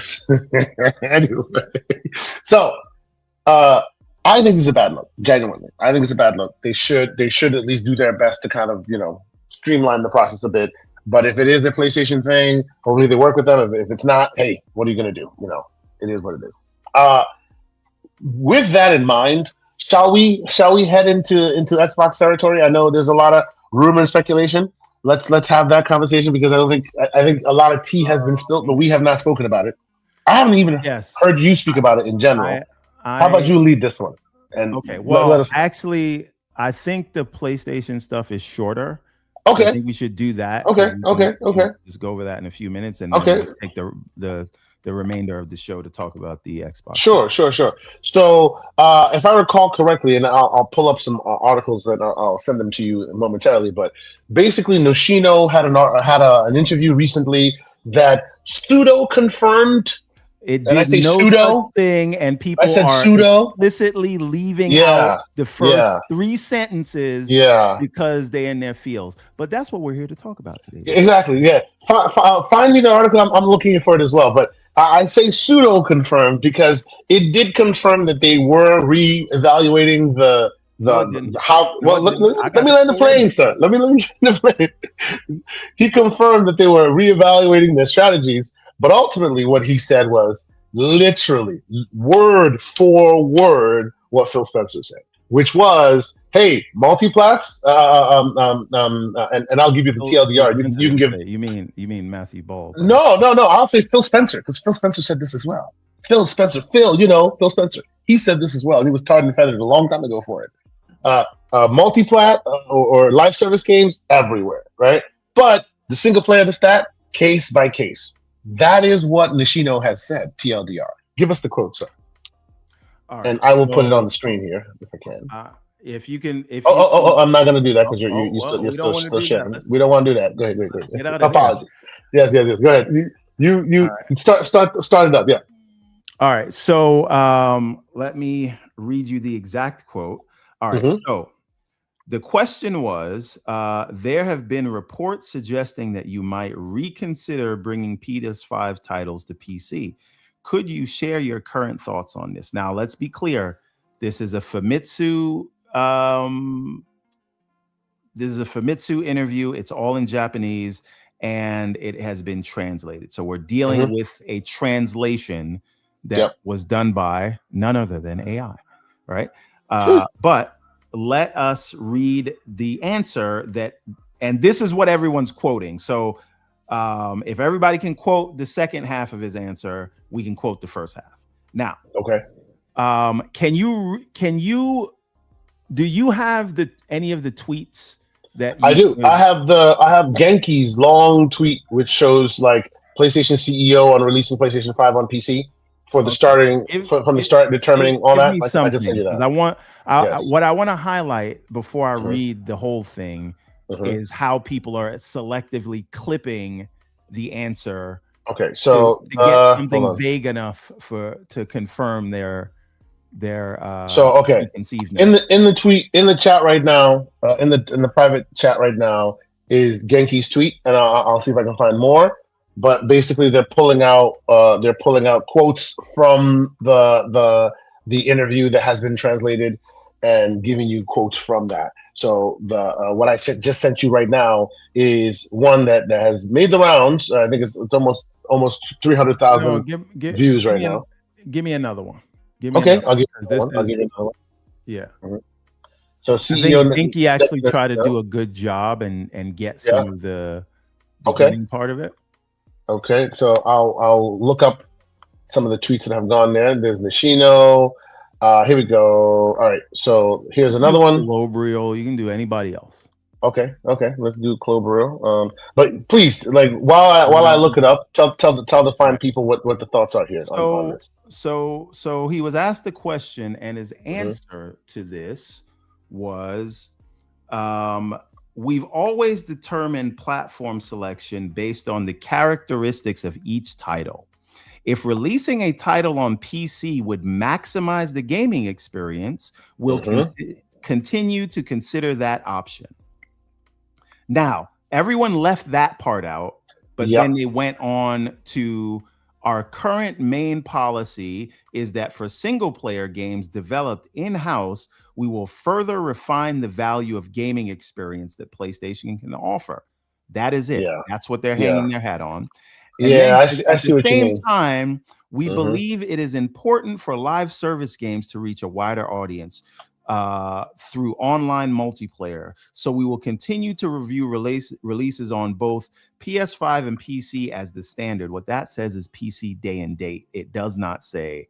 So I put the Clobriel tweet in the DMs if you want to pop that up as well. Right. That is not in the DMs. Yeah. It says regardless of platform. This is the other part they leave out. Regardless of platform, we will make decisions based on the principle of delivering the best possible gaming experience that maximizes each title's unique features.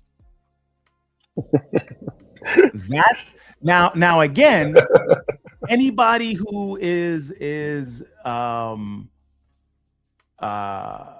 I don't know, an exclusive warrior or because they're trying to make a point about the importance of exclusives, which I am not negating, but I am saying they're trying to use a selective part of this quote to validate another point they are trying to make. Whether you agree with that point or not, you cannot just say, because this is the quote that everybody used and is the only sentence they took. For in-house single-player games, we will further refine the value of the gaming experience that PlayStation can offer. At the same time, we believe it is important for live service games to reach a wider audience. Now, everyone, one thing though, let us not give up. I'm not here to give smoke to Cloveril. I think Cloveril does great work for the community. This is not necessarily to him, but scroll down to the very first reply there underneath it, if you see it. I'll tell you what that first reply was. You scroll down, the first tweet, it's hilarious because he types it and says, yes, logical path. And then abstract concept, if you know abstract concept, he says it's case by case, but told in ambiguous pony language. He was asked a straight question about Schreier's report that they pulled off releasing releasing games on PC, and then he clicked the link and highlighted it. Like everyone is making that point as well. So, it does seem like they seem to be basically doing exactly what Xbox is doing, right? Evaluating their games, right? Recognizing that case by case is the way to go. Now, I guess the point here is, do you see this where PlayStation puts, I don't know, Soros on PC? Because I think Soros do so well on console, and Returnal did great on PC. I have a knees bet. We there's a section of the Discord where whenever someone makes a definitive proclamation, we call it the knees archive. And what that allows us to do is hold people accountable to things that they swore. Hold their knees to the fire, if you will. Their knees to the fire. So Slow-Mo and Backslap and I have a little knees wager. I believe we'll see Soros on PC before the end of 2027. And anybody who disagrees can hold me to that. That's okay. That's what I believe. Okay. Because again, if you come back to the quote, he says it's about the best possible experience. Yes. Where are you going to have the best experience playing Soros? Yeah, I'm asking. It is what it is. Yeah, it is. And by the way, like you played it on the console, like it's been on the console. It didn't make much money there. It should have made more because by and large, it sounds like it's great. It doesn't appear to be selling as fast as the first as it should be. Yeah, exactly. When you have 5 times as many units out there in the world. But again, my core thesis is that this is not about doubting Jason Schreier, but I do think there's a little bit of corporate shenanigans going on where it's like we want a message out there, but we don't want to confirm it. So for the hardcore people that care about this stuff, let's just leak it to someone that they listen to, like a controlled leak, and then just not say anything because it gives us the ability to hedge and turn back and do whatever we want whenever we want and keep it as what we've always said, case by case. Because it hasn't been officially said. Single player games. By the way, if you go back to the fireside chat, what did Herman Holtz say? They will continue to look if and when it makes sense to port our tentpole single player IP. This is no different than the thing they've always been saying. And again, the point of pulling back from PC, as it was told by the people who really want this to be true, is so that people know this is the only place you can get these experiences. If you wanted people to know that, why wouldn't you just say it? Why would you rely on a single reporter who that reporter is the one confirming his own report? There's actually no other person that can corroborate this story. Yeah. If you want people to know this is where you can get the games, why not? Why not say? Yeah. Why not tell people, hey, this is the only place you can get these games? Because wouldn't that do the thing that is the reason you're doing that in the first place? Or is it just possible you're going to keep your single player games and you're not going to port them in 14 months like you did Spider-Man, but you're going to wait a few years until the sales dry up, and then you get another round of sales and you put it on another platform for a different group of people? Alvin 9033 with a $5 super chat. Shout out to you, Alvin. Thank you for being here. He says Demon Souls isn't a narrative game. Come on, Nishino. Stop wasting time and bring it to my PC, a place where all Souls games thrive due to mods. Yeah. You want the money? Here it is. It's on the table. Alvin's waiting for you to come and take it. It is what it is. It's the same thing for me. I'd like to play Soros, but not enough. Oh, I will definitely play Soros. Yes. I do not want to play Soros enough to take back my PS5 from the kids. From the kids, yes, me too. Or go buy a new PS5. That I don't want it that much. Yep. Right? I barely have time to play First Light and the other game we talked about, Adventures of Elliot.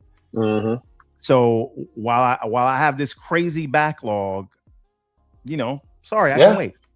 Well, it is interesting that people are very much being very picky with the quotes, but the whole picture seems to be a lot of, remember what we said before? That's exactly what we're saying now. Right? Now how they move will be interesting to see, but how they speak has not changed. So it is interesting to me that people have been, yelling at the top of their lungs about how this is a change, when literally when you look at it, you're just like, hey, that's a little, a lot of much ado about nothing here. And I know what you were saying. We can pull Phil Spencer's quote, and it was exactly the same. And he was tarred and feathered in the streets for confusing. How is it so confusing? But this is the same way, Yeah, case by case. Some single players will live on console. Other single players will come to PC and other places. And how will they decide that? Hey, they'll make those determinations when the time comes. That's what he's saying. At least that's what I'm reading.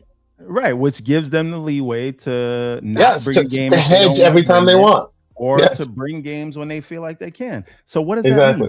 Case by case. Now, what I do find funny is that everyone seemed like they needed a white paper when Matthew Ball tried to explain the same thing, and it didn't make sense. But now they don't even have a direct confirmation. They're just like, see, confirmed. I'm like, where does it say that?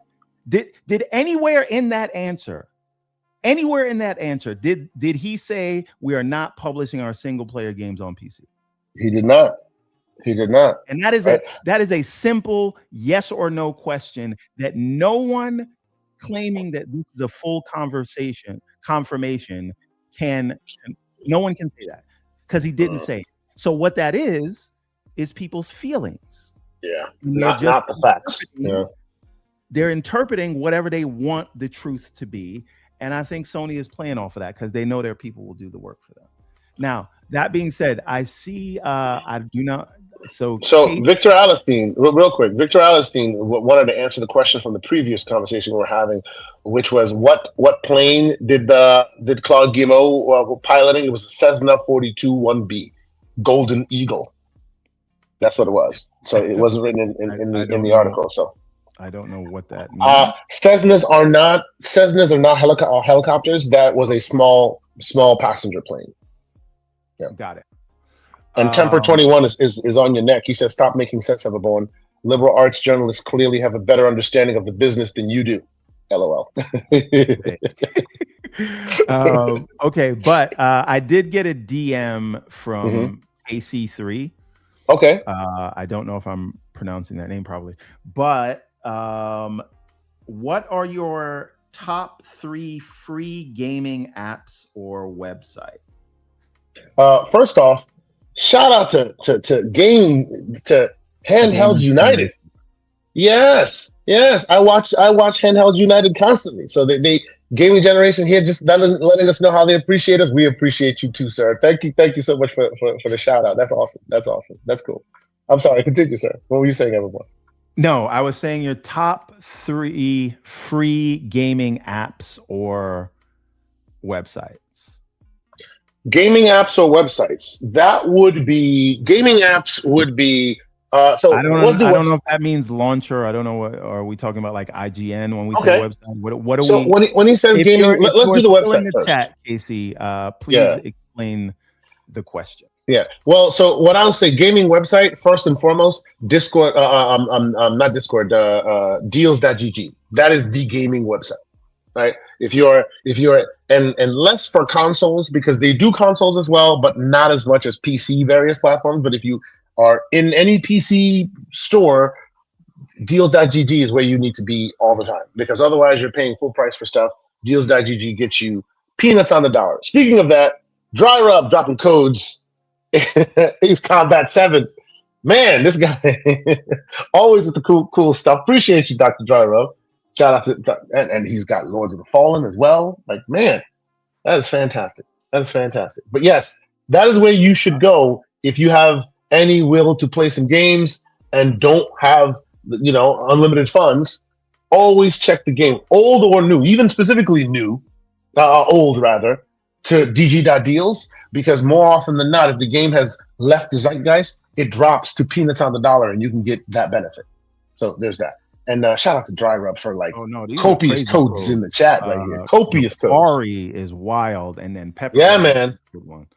Love Pepper Grind. It was a really good game. Yes. So yeah. Hopefully you can the gentleman who asked the question can come back in and ask give us a bit more details. If you need gaming apps, like give us more of a heading as to what those apps should be doing, and we'll definitely give you some pointers as well. Definitely about that as well. Today is Yuzu's day right here. He's Dr. Dry says 5 hearts under one roof, a Yuzu special. Stop it, bro. Anyway. Now, when he said that, I was like, you know what they should make? Or maybe we should do it.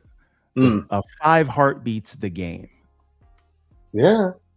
2D pixel. Anyway, forget it. Stop giving away the code. Stop giving it away.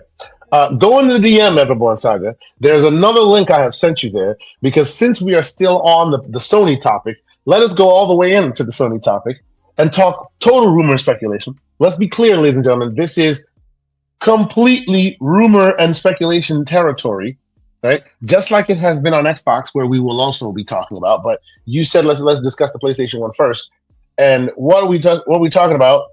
We are talking about basically the big rumor that Sony's also reportedly potentially closing a bunch of studios, and we don't know when that's going to be, but it's been bubbling for some time. Right, but they're gearing up, as it's being reported, for layoffs across many studios. Suggests that Bungie, right? Bungie may have an issue. We don't know yet. Like we don't know. We really don't know.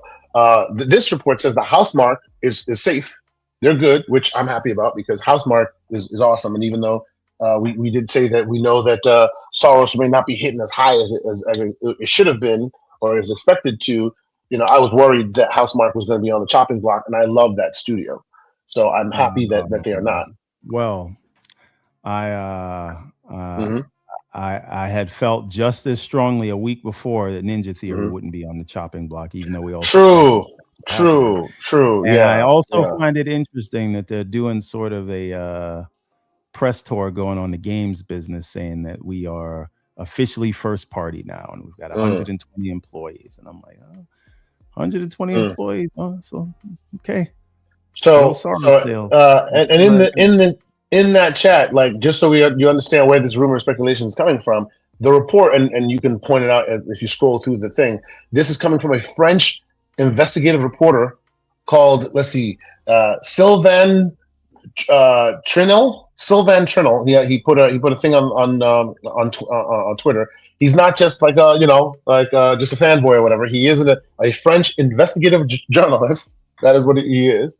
And he's suggesting that there will be they're bracing for major turmoil, right? Suggesting that the layoff situation over at Xbox is basically pointing to a larger thing that's happening in waves that are happening in many studios. And he says it's going to, quote, going to be a catastrophe, right? Now, if this happens, as a matter of fact, it's a rumor. So which is all we have on the other side. Will the kind of funnies of the world go on a rant saying that Sony should get out of the hardware business? Or stop it. Yes, I saw that. Yes. I'm just asking the questions. These are just questions, people. These are just questions, just like Eastside Vandal asked questions. It is what it is. But yes, it does sound like, if this is to be believed, there will be some layoffs happening here. I'm gonna close this window because there's too many ads popping on this page, and this website feels kind of loose. Yes. Go ahead and close the site. But yes, I appreciate, we're just making mention. We're making mention because today, where we are today, we're talking lots of rumor and speculation. Well, like you said, the Sony one is a little shorter because there's not as many details. It's just been out there in background in many forms that, hey, this is going to happen or expect really quickly. Shout out to the Pews 1511. He says, y'all are pretending the two situations are equal when they are not. Here's the thing. Okay. The Pews. We're not pretending that the situations are equal. It's just that some of us are pretending that there is one problem and the other one is just fine. Yeah. Right? One of us is saying there's nothing to see here, and the other one of us are saying, hey, there's a lot of things going on across the board, and everybody's going to react differently. Everybody's position in the market is different. There are things that are happening, but it seems as though just for the last 5-6 years, there's just a specific group of people in the online discourse that no matter what they see, they will just tell you everything's fine. Don't look this way. Look at the other house, right? And to be fair and clear, the comparison we're making is we're comparing rumor and speculation. None of it has been officially substantiated on any side. This is what I'm talking about. This is the thing I'm talking about. Xbox closing up PlayStation. Closing up what? Studio? Exactly. We don't have any confirmation of any of that. Like Bluepoint? Is that what you're talking about? Yeah. Or do you only care about job loss in the gaming industry when it's from a company you don't like? Yep. It is what it is. So I guess maybe it doesn't sound it, but what we're trying to do is we're trying to help those of us who pay attention here calibrate the message. Because what's happening here is it seems like it's very one-sided, while the actual rumors are abound on both sides. Where it lands, who knows? Right? We don't know. All we know is there is a lot going on right now on both sides, and for some reason, only one side is getting a lot of smoke, and that's probably because there's a lot of journalists focused on that one side, giving a lot of those rumors and giving it a lot of air. But what we're saying here is there are similar rumors and speculation on the other. So how will it be when it lands? We can adjudicate that when it lands. Right now, nothing has happened, and it's all equally rumor and speculation on both sides. Okay, so to suggest that one is closing up shop while the other is just like nothing to see here, that's not exactly accurate, right? What is accurate? That remains to be seen, because no one's speaking. It's all rumor and speculation. And shout out to the Pews again. Respect to both of y'all, but there's a reason why Xbox gets it worse than the others. It's because the situation is compounding and much worse on one side than the other. So let me ask you a question, the Pews. What is the live service situation on the PlayStation side? How many projects were greenlit that are now canceled, and what is the roadmap? And how many first-party games do you get from one side versus the other right now? Right? And again, this is not about, this is another thing. How many studios were shut down by Sony versus Xbox? And what bets did Sony make that didn't pay off versus the ones that Xbox made that didn't pay off. Right? So which of Sony's acquisitions actually paid off? Yeah. So look, we think this is a matter of messaging because Sony, and let's not get it twisted, Sony is great at messaging, great at PR, to the point where a lot of people, even Xbox fans, say, yo, why can't you do more like Sony? Messaging, PR, all that. Because they are experts at it, I feel like they're using that to inoculate themselves from a lot of the smoke. We all know, say what you will about Xbox, say what you will about Microsoft, they're not great at marketing and messaging, right? So theirs is fair game for all to see. But when you see the situations, they're kind of pretty similar, right?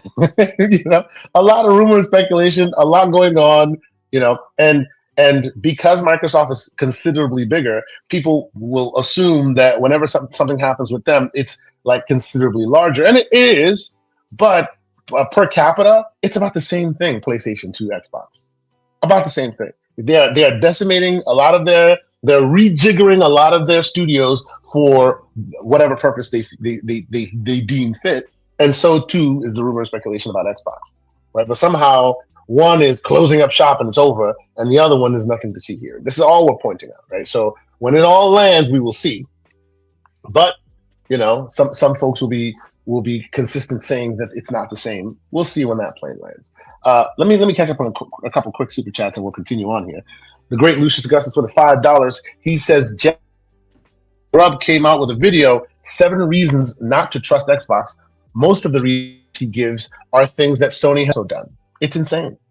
But see, this is what I'm saying. That messaging and marketing always seems to inoculate them, because once they do it in a righteous way, now it's no big deal. But since those other guys did it and they ripped the Band-Aid off cold and painfully, now they're the ones that get all the smoke, even though they both do it relatively equally. I would see in my historical reference. So the great J Matt, he's here. He's been a member for 29 great months, sir. We appreciate your how kind and generous you have been. He says, embrace your group. Closed 40 plus studios. Embrace the group. Closed 40 plus studios. Not a peep from a community. Proves fake outrage is real. # graybeards. Yeah, look, it is surprising as heck to me that Embrace the Group still exists after all the turmoil they've been through. But somehow they've been able to, you know, move forward, shake the spot, and they're still around. I actually think that's pretty impressive from them. I expected them to be gone by now. I really did, because of all the rumor and speculation about all the things that they were closing, right? So yeah, it is what it is. And then the great 30 Below with a $5 super chat. Ooh, wow. And of course, Dr. Dryruff just dropped Space Marine 2. If you get that, you should thank him, because that's an amazing game. Anyway, 30 Below, $5 super chat. He says, I take it this is the console war segment of the show, and I'm here for it. # Renegade. Sir, it seems to be we have a console war segment. Go ahead. We do, but I again, the straw man that people are creating is that, or at least I am not, right? Maybe you're saying something different. No one is saying they are the same. What we are saying is we have news and a rumor on one side that is willfully ignored. And then on the other side, it is the end of the world. And if you can't acknowledge that, because we're getting ready to rip Xbox apart right after we get to this segment, and you're not going to have any issue when we do that. But if we have a piece of news that potentially paints Sony in a negative light or a similar light, you are all going to fall out of your seats to come and type on. Sir, we have 2 hours. We are 1 hour and 47 minutes. Come on. We get ready to get into it. My point is, you have no problem, zero, if I go and I criticize Xbox, which I'm getting ready to do. But if I say something about your precious, then here you come with your demon. Nobody demon. Right. Shout out to the Discord. If you know, you know. Join the Discord. Since they are all upset, let's go to the Xbox bashing. Well, no. There's two super chats still to go, and then we'll get to the Xbox bashing section. Erodimus for the $5 super chat. He says, "Kay, when you say that Sony is great at messaging, do you mean blackballing journals for writing negative things about them?" I mean, that is a tool they use in their bag. But yes, in addition to other things. I don't think Sony's great at messaging because they don't do a lot of it. The games media, a good portion of them are good at making things all seem like they're fine or ignoring what they need to. Well, but you know what? The reason why I will give Sony credit for that is, why would the games media have like this thing that they do all the time for Sony? Whether it's on Front Street or in the background, I believe Sony has a hand in that, to keeping their legacy and their PR and their look clean. So whether they're not speaking on Front Street, whether Nishino is not coming out and saying this or that, I feel like they have a hand in how they're perceived in the market, and that is to their credit. Whether it's accurate or not, that is to their credit. They're able to obfuscate whenever possible, do it genius level, and beat the $1 trillion company to the punch every time. It is to be respected. It is what it is. You know what I'm saying? Like, how is it that this smaller company is able to outdo them so much? It is what it is. You know, as far as messaging and all that. So I will give them credit for that. Soultech, $2 super chat. He says, "Please like and subscribe.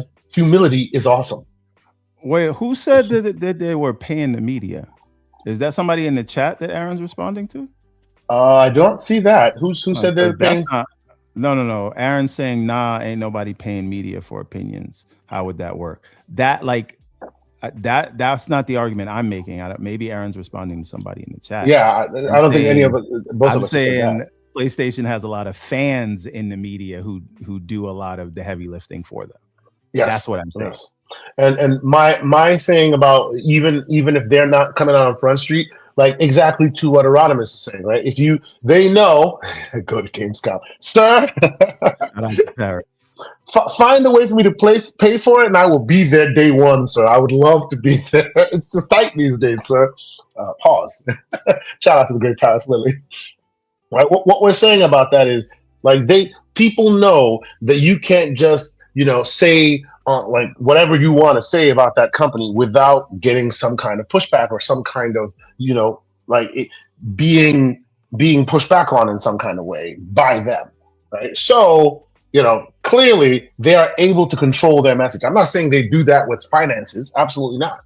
But we hear them blackballing folks, we hear them blacklisting stuff. That stuff happens pretty frequently when people come out and say things they don't like, right? Do I agree with that? Absolutely not. But that's just what they do in order to keep their messaging tight. It is what it is, So this is what I mean, and we can move on from this point. Mm-hmm. So the Pews says Sony should be called out for layoffs, and I'm quite sure they will if it comes out that that's true. Right? Cool, fair. Not equal to Xbox's. Hold on. Right, mm-hmm. But it's not equals to what bloodbath? Who's been fired yet?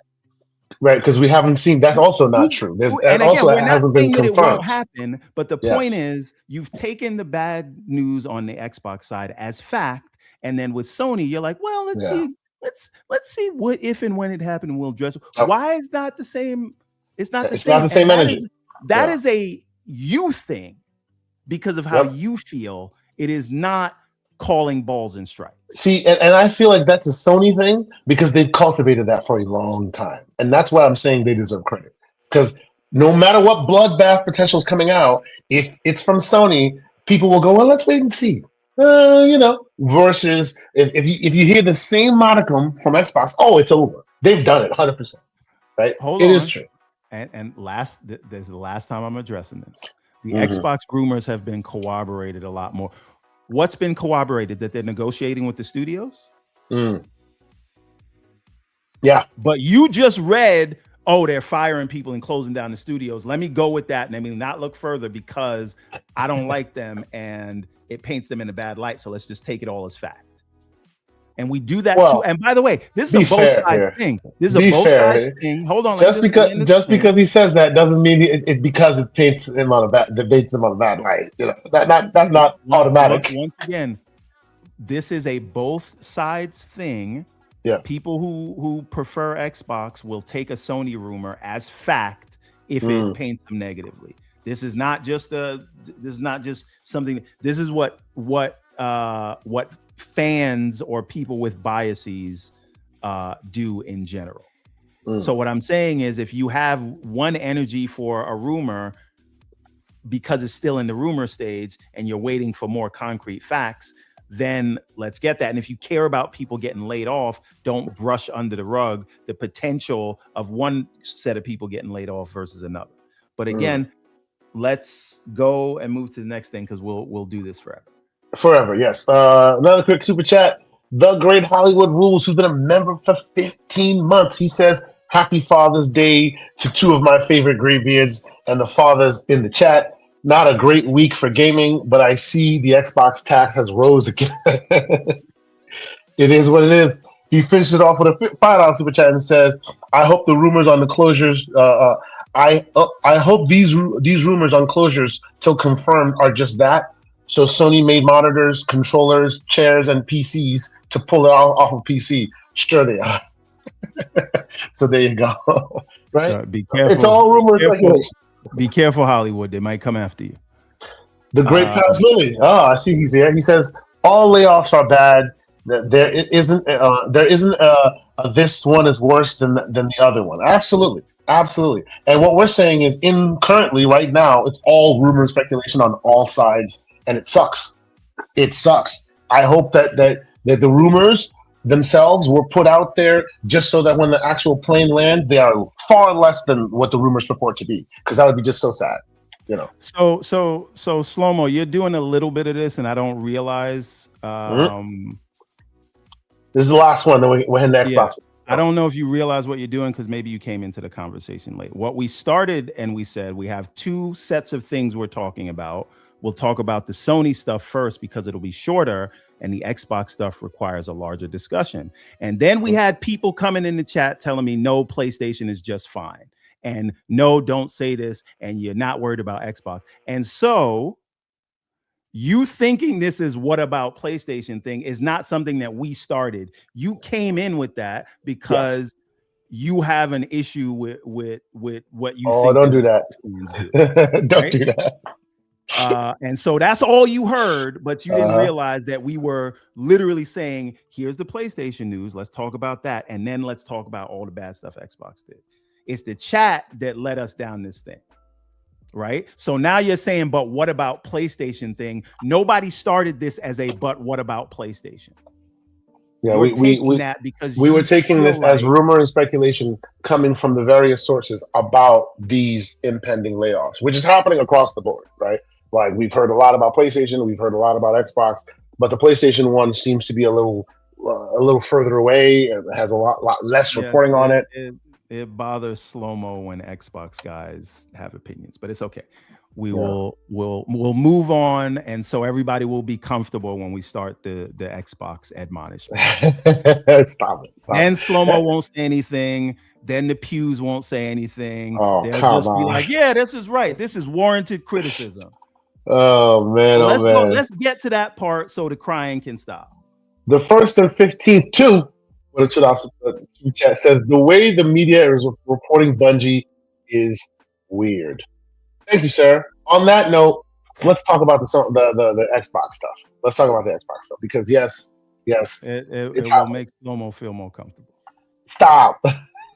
That's okay. Right. You know what? They've heard you. They've heard you smoke too much, smoking Sony too much. Go ahead and give us the rumor and speculation on Xbox, sir. All right. So, after a fantastic showcase where we saw things like Halo going to PlayStation, even though it shouldn't. We saw Gears confirmed as it was a console exclusive. We saw Fable looked fantastic. And then we saw Ninja Theory come out and announced the thing that we had all wanted, which is Hellblade with all of its beautiful cinematic storytelling, but also more combat added. And again, it's not asking too much because this is these are the people who did Heavenly Sword, right? So it comes out, they're putting combat in the game. We all praise them for it. And we all say, maybe this is a new day. And then we get the news as reported that first it was major layoffs coming, studios are on the chopping block. And then Tom Warren comes out and confirms Ninja Theory is being shut down and they got the call on Monday.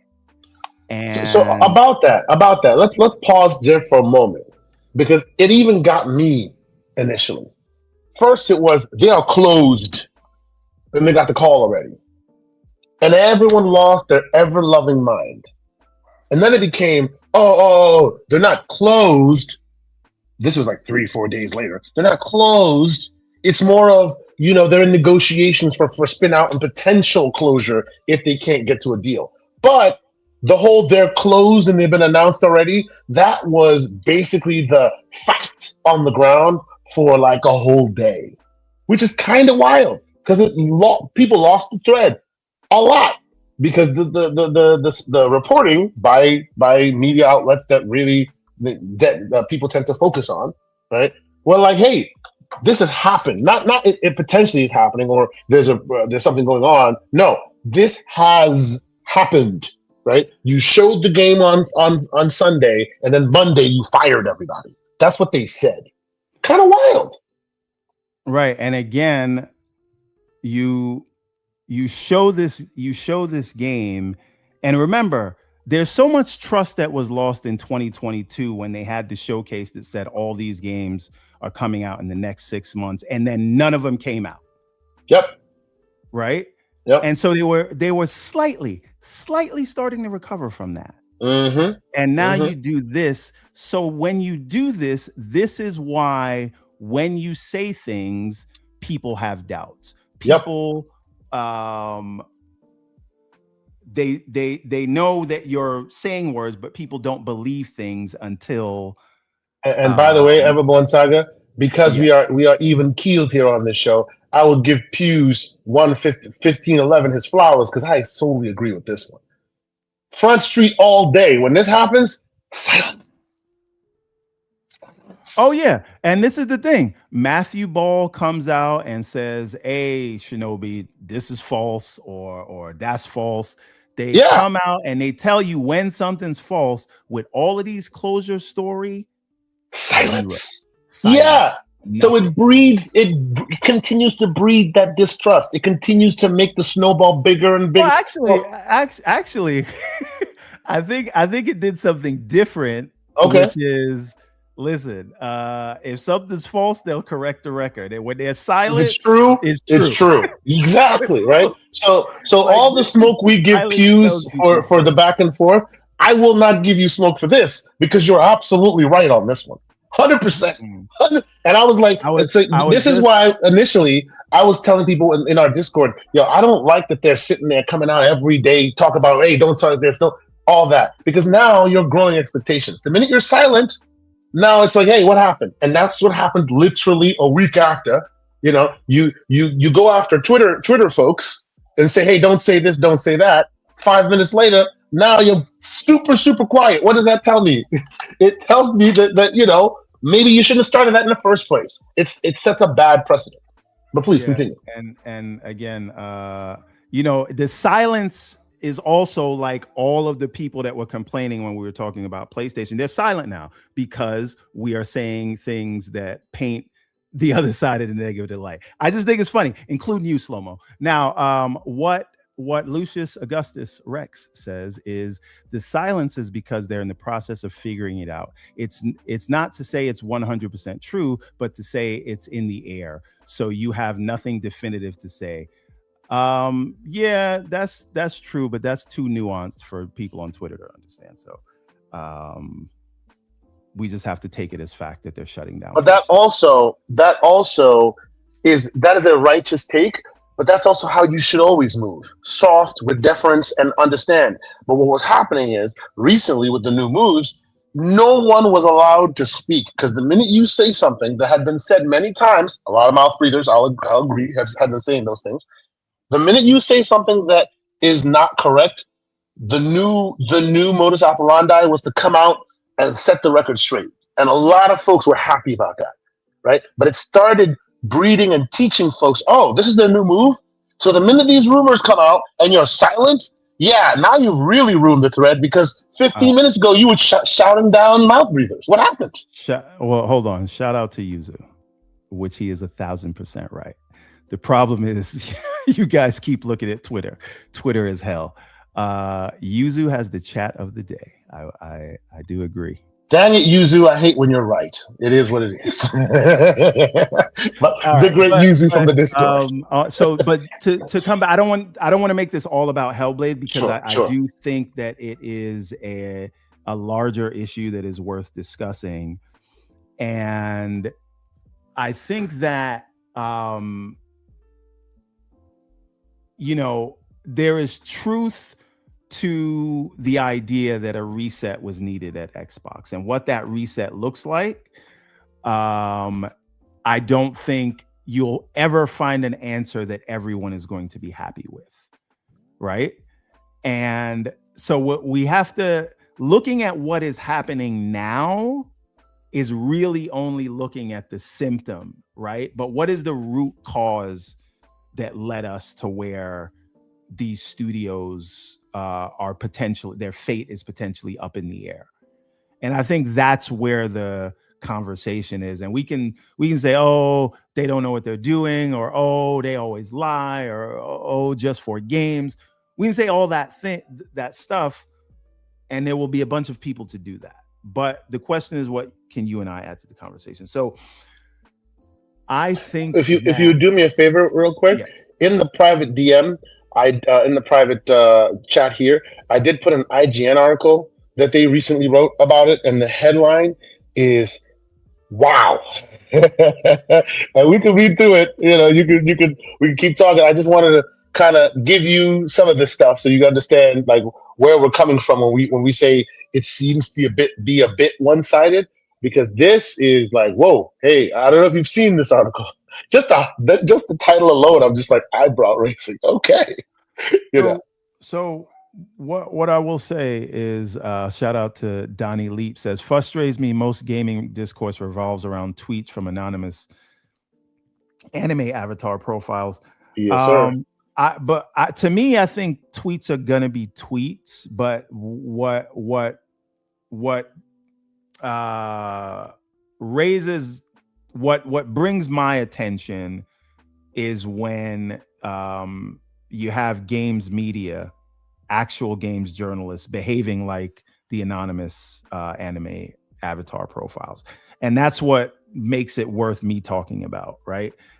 If you hear me talking about a tweet, it is going to be because it's coming from a person who is not an anonymous avatar. They work for it's coming from a reputable outlet, magazine, a Bloomberg, an IGN, and things like that. And I do think that there's some responsibility there. So when if I see something that I don't like how it's reported, or I think it could have been done better, then that is worthy of me, in my opinion, taking my time to talk about it.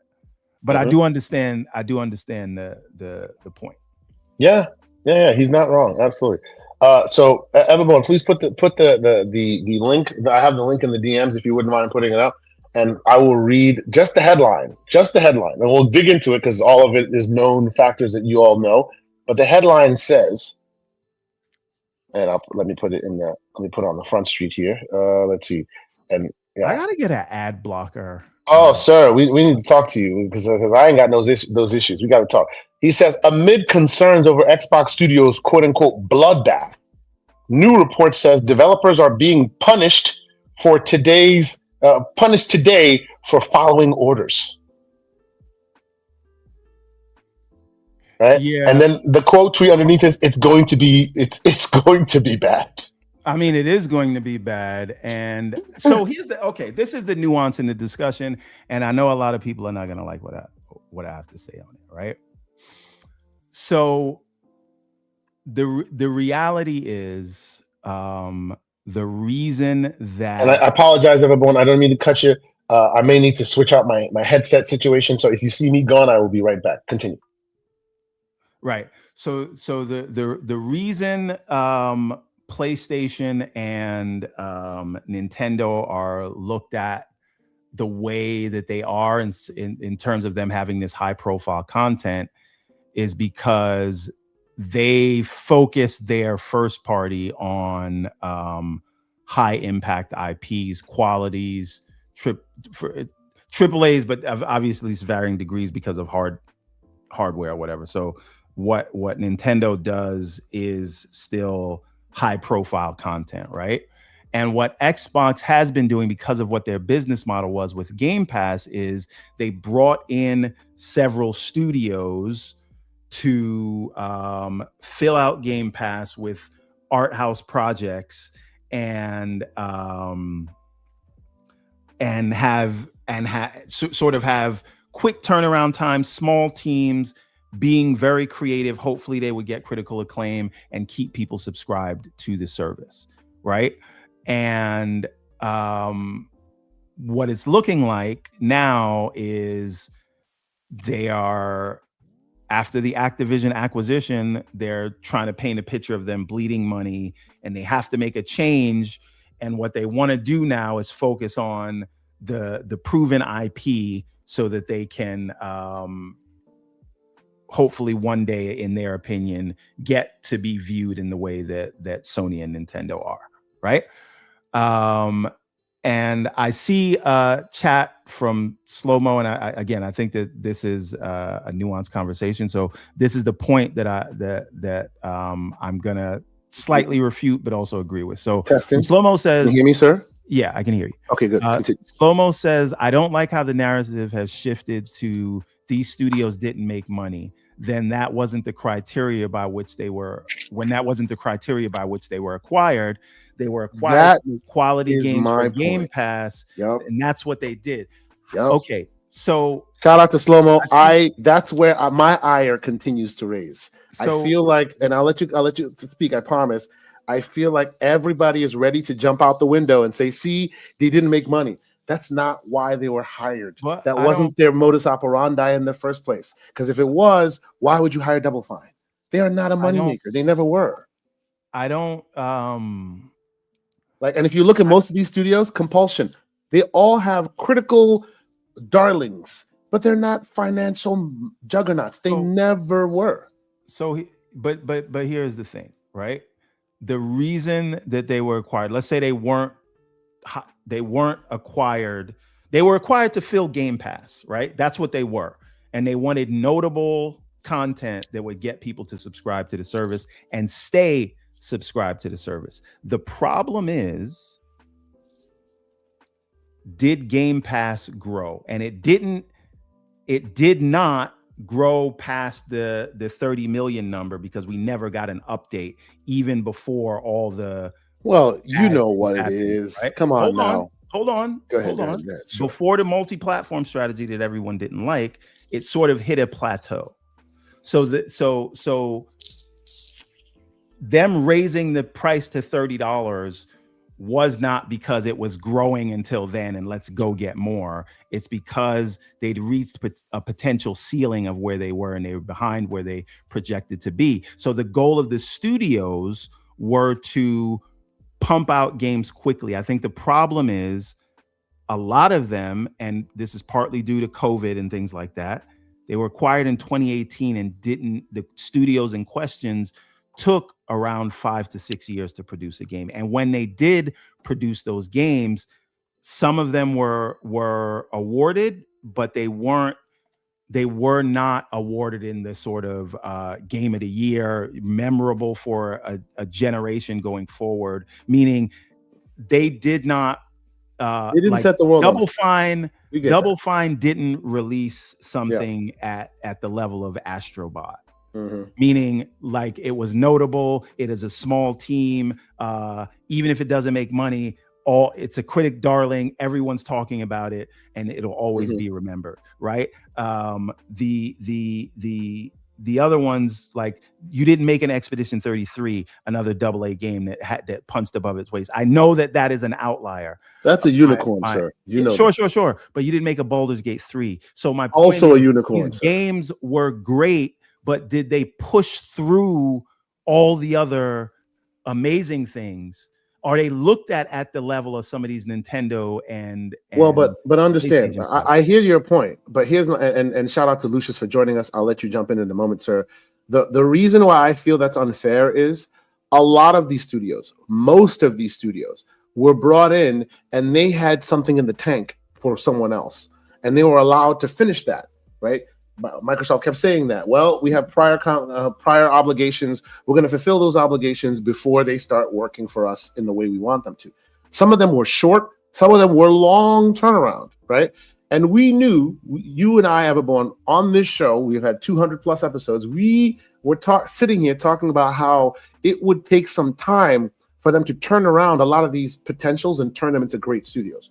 Like, we were talking about Compulsion and how, like, once they're finished what they were doing, they would then have a chance to make a game, and then, like, by assisting them and giving them the assistance, whether it be financial or whatever it is that they need, help them reach the upper echelon. Same with Hellblade, right? Like, the idea here is, over time, right, they'd spit out games, and with your tutelage and your financial helping, you would assist them and change them from what they were when they first got there, which were sparks, right? A lot of them were just sparks, and you would turn them into fire.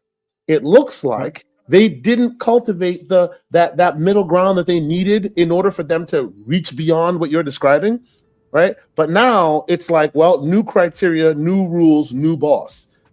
But again, like, the studio, listen, we're going to get to the root cause analysis of this. And a lot of this is, like, to do with management. But what we're saying is, if a new set of eyes comes in and did not make those personal promises to these people, and the people pushing back against what I am saying right now, and again, this is not the fault, there's blame to go around is what I'm saying, right? But not, and I know Slow-Mo, and I'm taking your points and I'm taking them, like, earnestly, but you wouldn't even consider any of these games Game of the Year contenders in the year they came out. You would not put them in the top 5 games released of any of these years. That doesn't mean they weren't great games. It's just that I would argue against. I would argue with Hellblade 2, and I would also argue with South. And Psychonauts did get nominated, right? Yes, but I would argue those 3: Psychonauts 2. I would argue Hellblade 2, and I would also argue South of Midnight. All 3 were nominated in some shape or fashion, were award given. Psychonauts 2 was like 5 or 6 years ago. True, right. Okay, so let me just say this last thing, Lucius, and then you jump in. Let's just say this last thing. So the point is, yes, this falls on management, but at the end of the day, someone looking at the business with fresh eyes, no one can argue that they're not in whatever position they are in the market, because we wouldn't be talking about it if we weren't. And so, again, I just said Psychonauts, and again, that was 6 years ago, right? So the point is, like, if I go to let me come back, because I don't want to be slanderous, because I'm trying to have a real conversation. What I'm getting at is, they made a gamble, and the gamble did not work, right? They were supposed to be at 60 million Game Pass subscribers by now, and they are not. And whoever's fault that is, they needed to make a change. And so is the answer to continue to do exactly what they were doing, right? And so, again, you can look at and say, in the past 5 years, this is what they've produced. This is what they're producing right now, and it is not hitting the mark. And should there have been any guidance from management to say, you have to make something that is at least, that has some casual appeal, meaning whether you're a Game Pass subscriber or not, Slow-Mo, you don't care about Kiln. You don't, right? And there's nothing, whether it was in the service or not, designed to be in the service. They just made something that didn't appeal to a lot of people. Right. And so when you're making an assessment and you say, all right, we need to get this business in a different place. And because management made decisions that were not smart or were lackluster or didn't have oversight, now you have different people in the room who are going to do the things that we don't like. You know what I'm saying? And that's not really the fault of the current people doing the thing. It is the fault of the people that led us here. Yeah. So go ahead, Lucius. Yeah. So here's the thing, and I want to make it very clear. I want to make two things very clear before I get into this whole diatribe. One, I loved games like Hi-Fi Rush, Hellblade 2, South of Midnight. I enjoyed Kiln. I enjoyed Keeper, right? And at the same time, I also want to say that these studios shouldn't be forced to be something that they're not. They should still try to be the thing that brought everybody into the studio in the first place, because that's how you create good games. Because if you try to force them to make a game that they're not really that they don't really like, you have people leaving the studio, you end up with something like Redfall, right? So you don't want that, right? So I want to make it very clear. I'm not telling Microsoft or advocating that they should throw anyone into the Call of Duty mines or any of that shit.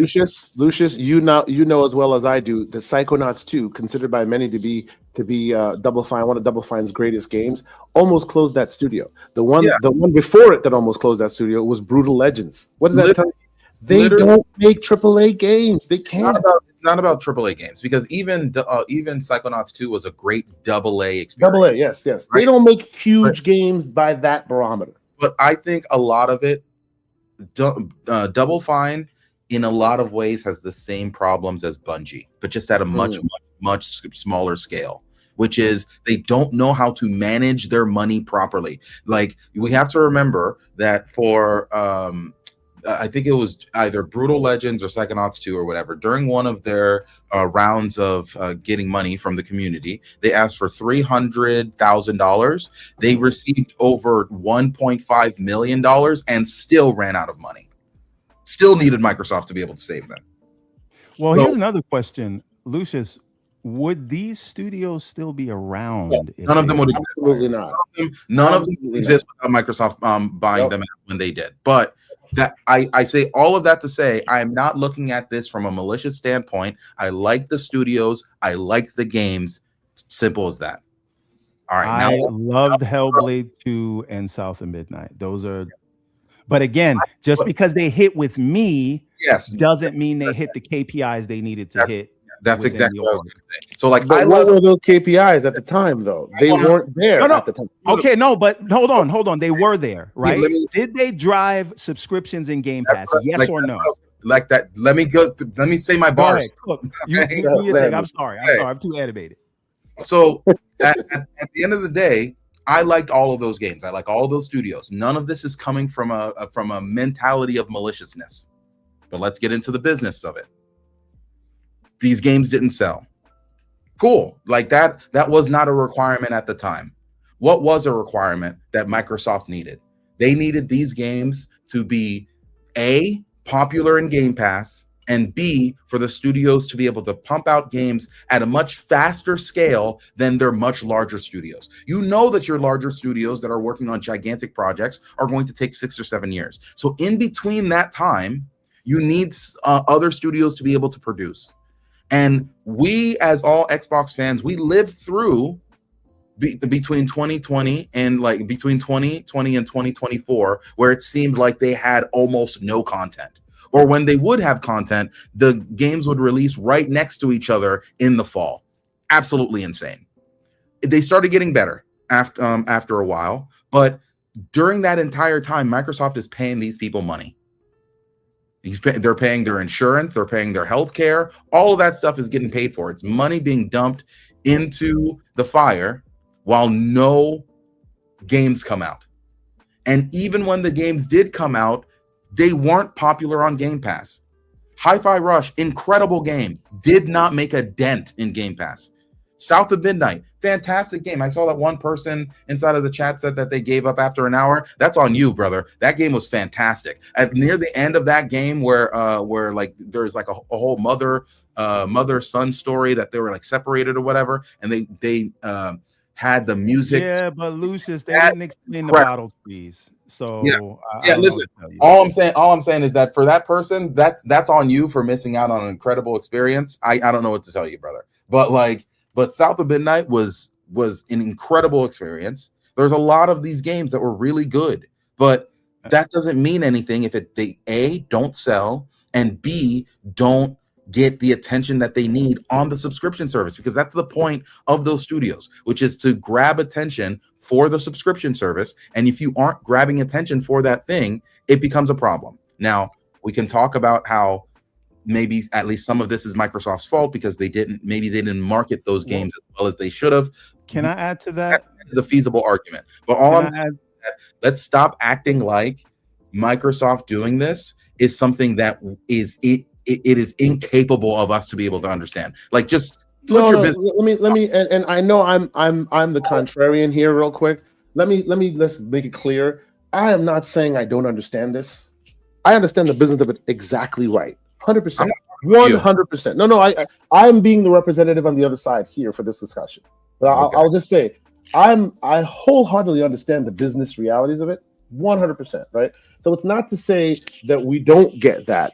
It's to say that what I don't like, me personally, is yesterday that wasn't the barometer being held against them, and because it is now, oh yeah, those games weren't good enough. So this is where I fundamentally disagree. The barometer, at least one of the barometers, has always been consistent, which is I need you to make games into Game Pass, right? And if it takes you 7 years to come out with one product, and that product is not really seen positively from anybody, and then Phil Spencer tries to save the studio by sending the games over to PlayStation, and even on PlayStation they don't sell, then what are we doing? So this is the problem. I understand, I'm not trying to hold them up to you have to be able to sell X amount of units, but if you weren't able to hit your first threshold, which was making multiple games for Game Pass, and you also didn't hit the second threshold, which was those games were supposed to bring people into Game Pass, then by the time that we move to the third threshold of did these games make any money, at that point you're 0 for 3. Right. So again, when we say the job was to make quality games and they did, why was their job to make quality games? What is the point after that? Because I feel like we're stopping at that point. And we're not saying the reason they wanted quality games is because they wanted to get engagement and subscribers. Yes. And the subscriber growth stalled. Yes.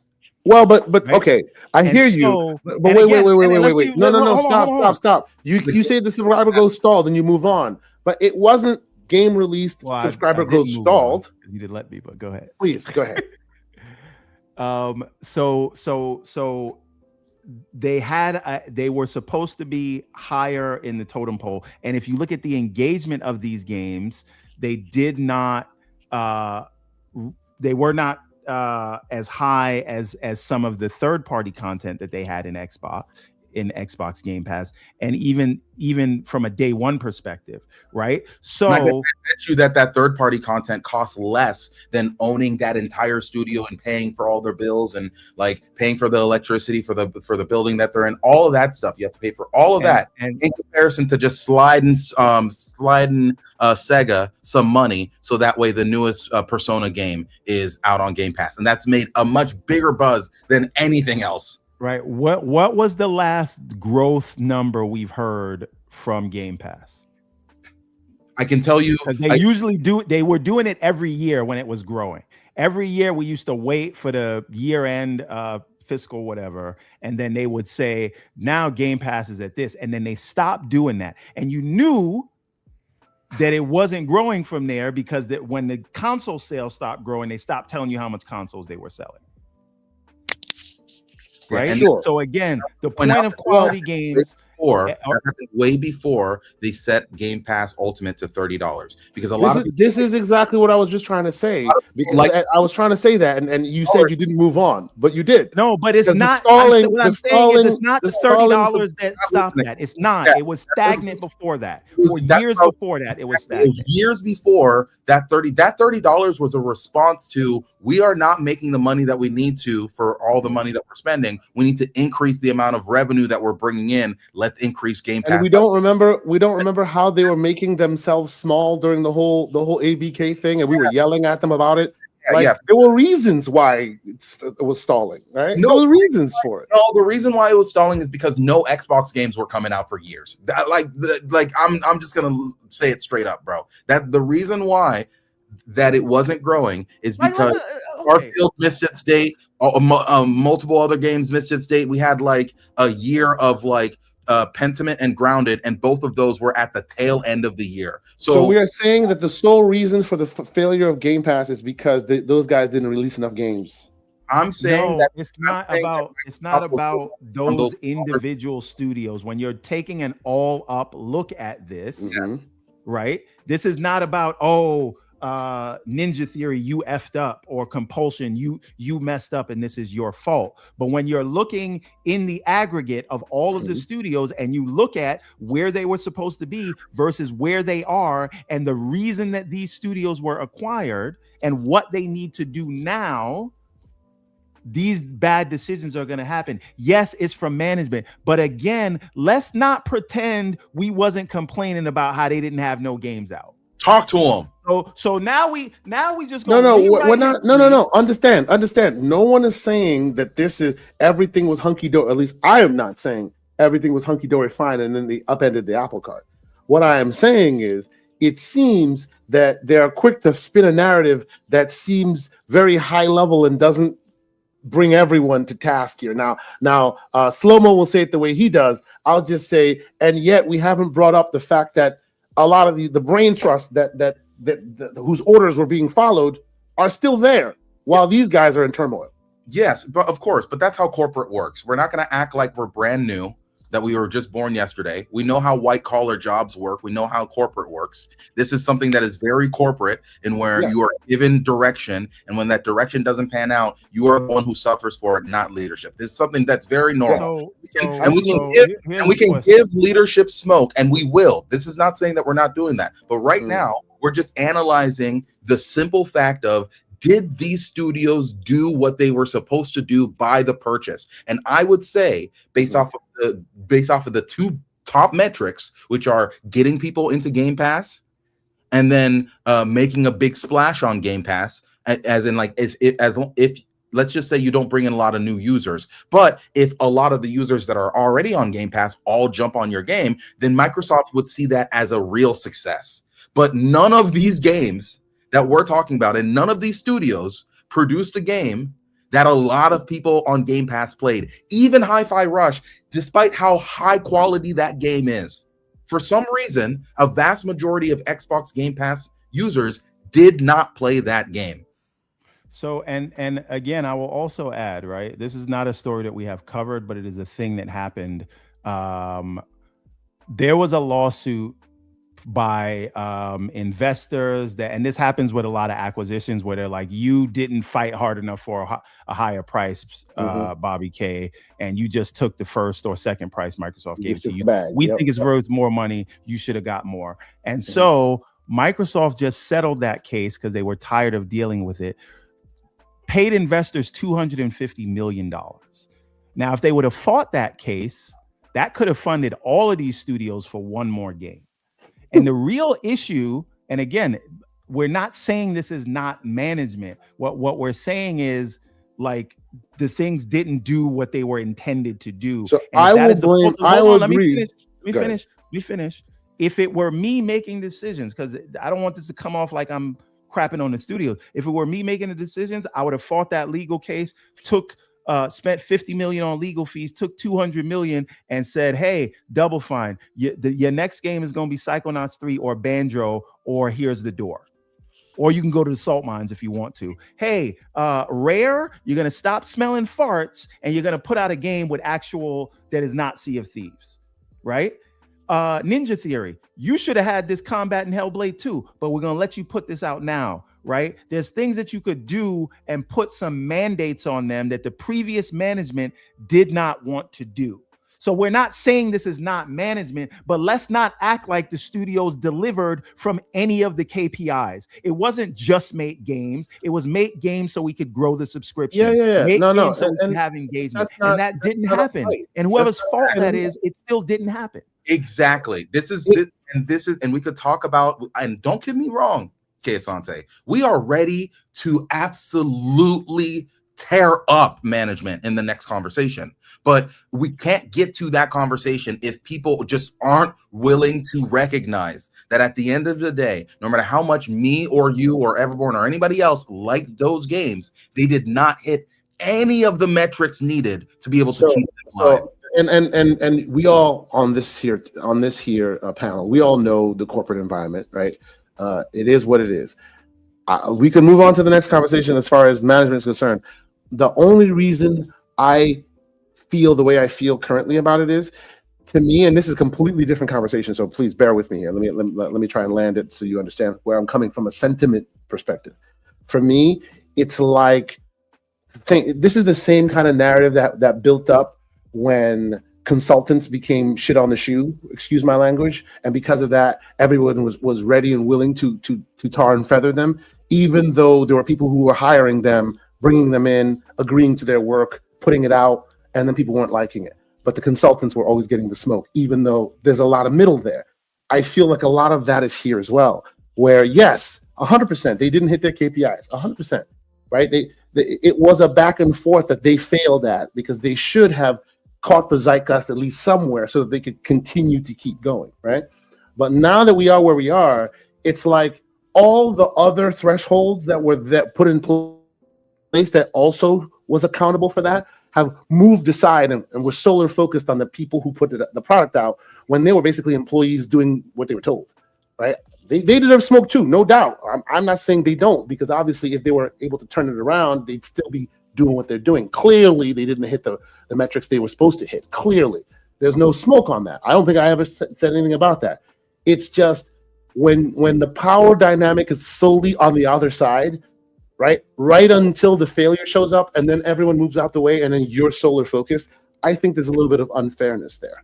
That's fine. That's why I'm focused. Here's what I'll say, Kay Asante. You either have to choose to argue for yourself, or you can argue for that side. You can't do both, because we will stick to the very specific arguments that you say. But you said at the very beginning of this that you wanted to be the arbiter of that side. I didn't say I wanted to. I said that by the nature of what we're talking about here, I am speaking for that side. Yeah, right. Well, speaking for them, also taking some of their bad arguments, which is what me and Everborn were just, which is fine, right? And we can have that back and forth. But again, ultimately, for me, the power dynamics make it so that you get all the shit when it goes down, but during that time, maybe you even fought to do something different. But at that moment, you're not management, so shut your mouth and go do your job. Also, the minute the smoke clears and there's smoke, everyone moves out the door, and we point solely at you.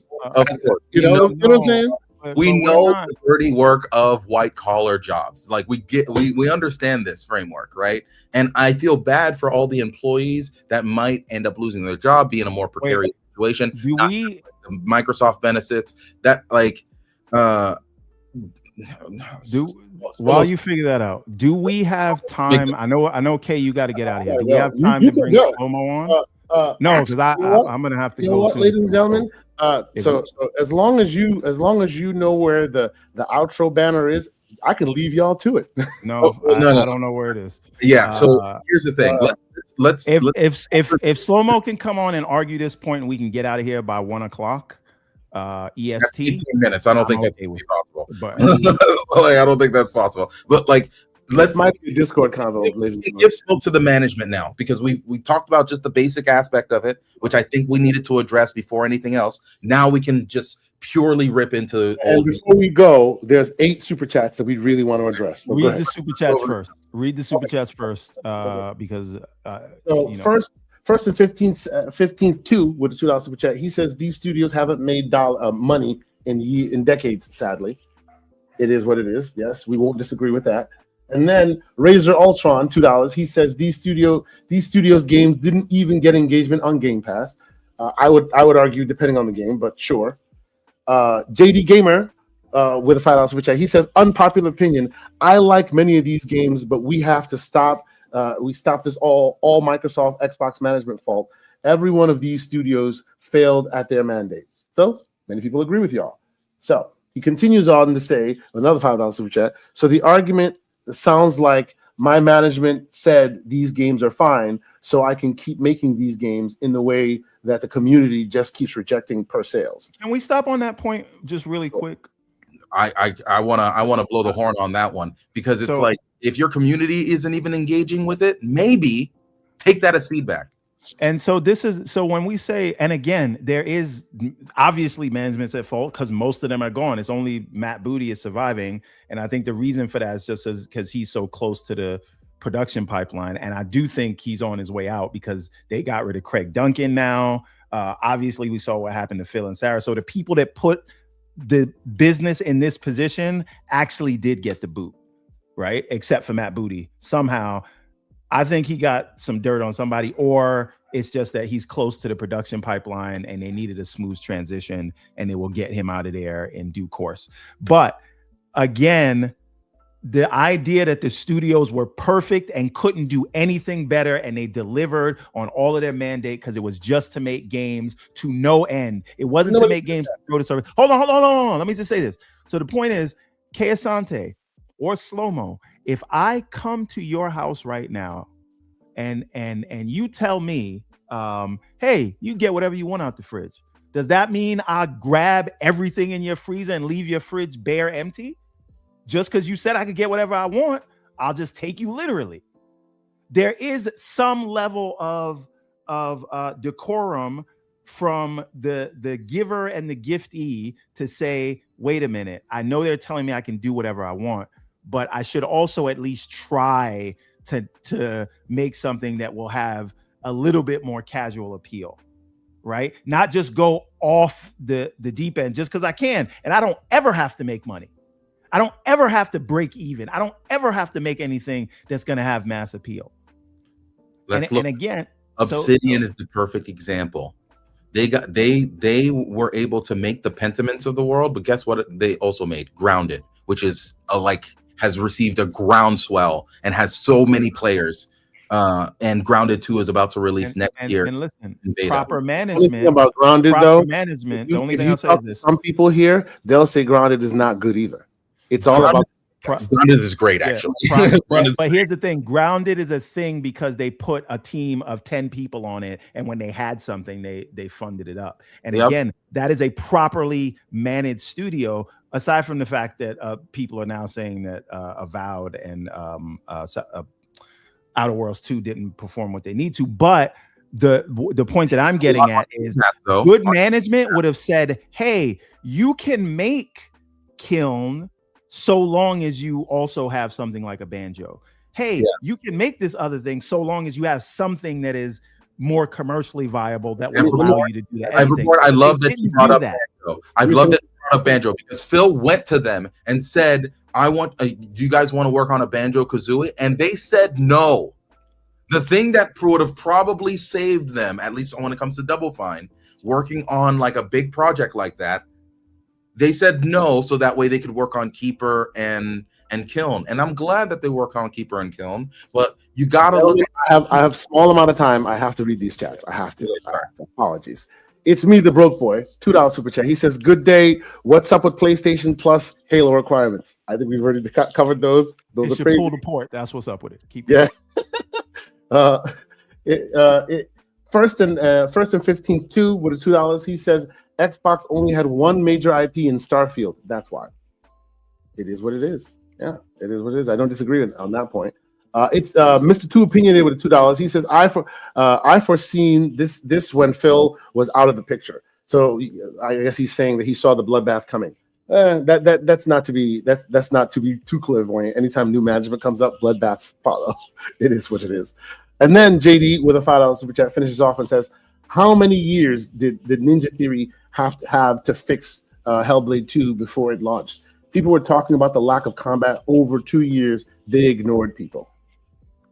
And then, finally, the great Hargeet Chani with a $10 super chat. He says, we don't actually know any of their metrics or how they were affected in Game Pass, retention, or ads. Sub-services need content. Not all content needs to hit. Perception of value, more content. Game Pass is essentially over. Well, okay. So what I'll say against that is that from the people that a couple of us know, and we trust some of those people, as far as I am aware, like Double Fine's games, Hellblade 2, and actually Hellblade 2 did kind of well on Game Pass, but specifically Hi-Fi Rush, that did not do well on Game Pass, despite. But they also shadow dropped it and didn't. Despite shadow dropping and no marketing. Yeah, no marketing. People didn't know about it. Combination of things. But like there is and once again, you can blame management for a lot of these things. But as far as I'm aware, a lot of these games did not do well on Game Pass. Just based off of retention, new ads, whatever. What did add a lot of people was, from my understanding, is both Avowed and Outer Worlds 2 had a bump of new Game Pass subscriptions when those games came out. And so did Starfield, if I'm not mistaken. Even though people talk about it, but once again, these are like background numbers that like. Yeah, but Bethesda's not in trouble, so I don't think we need to bring up. Web Dave, who's been a member for 2 months, thank you, Web Dave. He says the best way to start my weekend with the amazing crew of the Gaming Circle podcast. Hit the like button, TTSK Asante. I will always advocate for the little guys, even if they're in the big corporation. I'm sorry, it is what it is. But yes, now get back to your management talk. I have about 15 max, and then I got to close. No, that's cool. That's cool. Listen. The Discord continues all of this. So, I'll be in the Discord. Cutting this short. Take you behind to the Discord and sign up if you haven't already. It doesn't cost you anything. So get in and talk about this. So again, what we're trying to do is not. I just think. In the same way last week when we talked about the Gears budget, and I'm like, it's not as simple as just saying they have this many devs and then you multiply that by the number of years they put out. It is not like we shouldn't dumb down. Well, a lot of people are going to dumb it down. I don't think people come here for us to also dumb things down. So we're just trying to have a nuanced conversation in it and say, while yes, this is obviously a management problem, and management greenlit these projects, and management gave them these budgets, and management watched all of these projects take longer than they were supposed to. Yes, this doesn't absolve management. What we're saying is just a fact that this is happening, whether it is whoever's fault it is. These things are happening because these studios don't have IPs to fall back on that they can say they can make money, and they did not. The IPs that they have didn't do what they were supposed to do. So now when someone who doesn't have the emotional connection to them, meaning new leadership, they're just going to look at the numbers. And so now we are where we are. And again, I hope that part of the negotiation is your next project has to be this. There's no more, you're going to make what you want, right? There's no more. Also, this is another thing. Like, we talked about this, and this is something Slow-Mo complained about. Matt Booty would say, oh, we got games, and the developers tell us they don't want to show it, right? These developers was just doing whatever they wanted. Well, now, to be very fair, said, shut up, we're showing this. But okay. I think you should. Part of the negotiation should be you're going to work on this project that is going to have high impact. Okay, well, like here's what I'll say for the devs: if you want me to have a showcase for the game, then that needs to be a part of my scope from a long-term point of view. Wait, who's saying the games weren't good? No. This is slow. I hope he's responding to somebody. In the chat. I was like, if not, he's not. Literally started my entire diatribe by saying that I love every single one of those games. So like, I don't understand where that's coming from. Anyway, you liking a game doesn't mean the game did what it needed to do. Exactly. Signed a Sonic fan. Yeah. Well, damn, I forgot what I was saying. That chat like broke my brain. Well, you'll for when you remember it. So I think the studios were brought in, told they could make whatever they want. I do think there's still some obligation there to be creative, but also try to make something that is gonna have some commercial appeal, because it isn't just art. It's not a painting you hang on the wall. Just so you understand, Slow-Mo, it says he was replying to JD's super chat, and this is JD's super chat right here, $10 super chat. JD Gamer says, who defending these games as good, quote, mind you, I love many of these games, but when prior to release, you get feedback and you release the same game on PS5, no major gameplay changes. That's just not smart. So in other words, the games were being said that they were good, but people weren't actually playing them as good games. I disagree on that, but my takes tend to be a little different than others. Like, I think those games were good from a gameplay and storytelling perspective. Even like South of Midnight, for me, the story was so good that the minimal gameplay was okay for me, because they were there to do something else. But I understand that, you know, writ large for console players and all that, it may not be the same. So, but you brought this thing up, minimal gameplay. Yeah, right? I don't think. And then. It wasn't gameplay. No. It was the combat was rudimentary, and the skill tree was. It wasn't gameplay first. It was story first, gameplay second. I think what they should have done is, and I think I've said this before, put more floofs in the world, because the floofs are what helps you get upgrades. And if you can upgrade your abilities faster, then it would let you see that the combat can get a bit more complex and interesting as you get things deeper in. But it just took longer for you to get to a point in the part of the story where those powers even unlocked, one, but also two, if you didn't spend a lot of time collecting all the floofs, you didn't collect the floofs and power yourself up. You thought the combat was basically exactly. You wouldn't have enough. You wouldn't have enough floofs to be able to upgrade to the good stuff in the first place. So I think that's the biggest problem. I fully upgraded my character in that, and it was fun. I just think what South of Midnight needs is a South of Midnight 2. But if it were me, instead of shutting down Tango, I would have put them full time on, you do the combat system for South of Midnight, and then let these guys tell the story and do the world exploration, right? And again, I'm not saying I want these studios shut down, or I'm glad they're shut down. I think you should put mandates on them instead of saying, oh, you just make what you want. And the second point is, even if someone tells you just do what you want, it doesn't mean you have free reign to make something that's going to have the most limited appeal. Yeah. Shout out to Donnie Leap. I agree with this. He says, if the rumors are true, hopefully the studios can become independent and continue to make their types of games. I think that's the thing here, right? They grabbed studios that made different games for different people, right? They did that, and they were trying to fit them into the Xbox console shooter box frame, and not many people are there with that. Some people may not like that. I gotta give pushback to that. Microsoft primarily gave these studios as much freedom as we've ever seen them give anybody. Yes. But the point you guys are making that is valid is maybe they should have had that freedom, and they should have been focused to a specific point, and they weren't. But even if they become independent, let's make it very clear, they'll continue making the stuff they want, and they may live or they may die because they were about to. All of them were about to die before. Hold on. No, they won't.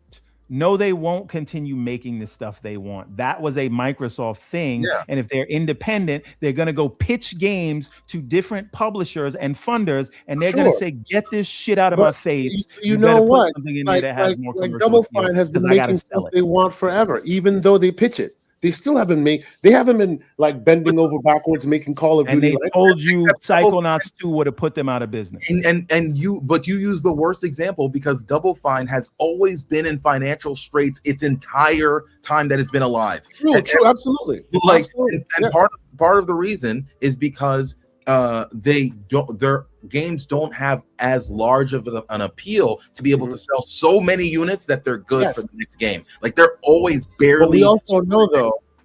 But we also know that Double Fine is full of developers who want to live in that world. They have said this many times. They know what AAA can bring them, but they don't want to do that. They want to do the indie, tiny, small in, small out kind of games. Now, to the point you guys are all clearly making, and I agree with, that will not last them long, possibly, right? That is a very factor. And to your point again, they probably would have been gone already if Microsoft didn't stop the bleeding and help them. But that does not justify every game turning into a Call of Duty. Like some people will do that and find their own little bit of success. Others will fail and go by the wayside, right? But we're not asking for another Call of Duty or putting them in salt mine. I'm using the Call of Duty likes as I'm using the Call of Duty likes as a barometer of saying something that hits the mainstream zeitgeist, which is what keeps people alive, right? Not everybody wants to do that, and they know that keeps them on the edge. And to Donnie Leap's point, I hope they get to go back and continue making those edge cases because some people like those edge cases. Not everybody was meant to make all the monies. Okay, do me a favor. Let's let Slow-Mo come on to give the closing word. We're not going to respond because then it'll turn into a whole thing. So let's see. The Talon Motion News with $2 super chat. He says the market overall decided the games weren't good, and I don't disagree with that.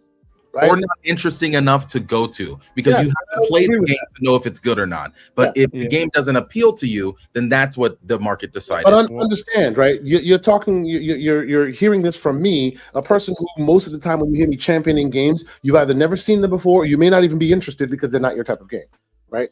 A lot of these games were very appealing to someone like me, but I agree wholeheartedly that the market decided that they weren't good. That's fine. Or that they weren't interesting enough to go to. Because once again, these games were good. You have to play a game. Yeah, but no, they were all good. But when they came out, were they the best double A's of that year? Go ahead. Right, Slow-Mo, you got the link. Come in here so you could close this out. But were they the best? Were they considered as the best? Because I just feel like, and I think this is part of the decision making thing is, like. The people in the independent space that are making these AA games that outclass a lot of the AAAs is like they weren't making games that were in the same conversation as Hades 2 or again, I don't want to keep coming back to Expedition 33, but the point is, like, in terms of getting something in a service, I guarantee you it was cheaper for them to get Expedition 33 into Game Pass or what do you call it? Persona 6 or even Hollow Knight, right? Ladies and gentlemen, I'm going to be cheaper privilege here and shut y'all up and say Slow-Mo is here. Yeah. He has the last 5 minutes. Go for it, Slow-Mo. Yeah, I'm just saying it's cheaper for them to get those Game of the Year games in the service than fund the studio. Shut down Everborn Saga. And that's not the fault of the studio. But yeah. Backup dancer, shut up. Be a backup dancer. My bad. Damn. I had to get one in. He been talking smack all show, and I've been go for it. And I'm the one who got you on. This is the thanks I get. No good deed goes unpunished. I'm gonna shut up now because K gotta go. But I ain't forget it. So look, I'm gonna get you back. It's all you, sir. I feel like the smoke goes across the board, whether who you are, it doesn't matter who you are. I'll use this analogy, and we're men here, and we all acknowledge this. And someone's going to say Slow-Mo being slanderous. I'm not. I'm gonna get there. If you marry a hoe, oh boy, and then you're surprised that she's doing the hoe to a housewife conversation. Oh man, I'm gonna mute myself. You knew what you were marrying before you married her. Why are you surprised that she's a hoe? That's who she's always been. Sony and Bungie. Freaking Destiny has never been profitable. Destiny 1 wasn't profitable. Destiny 2 wasn't profitable. Why, Sony, now are you surprised that Destiny 2 is not profitable? When you acquired them and you got the letter, you did the letter of intent, you opened up the entire books for them, and you knew what they had.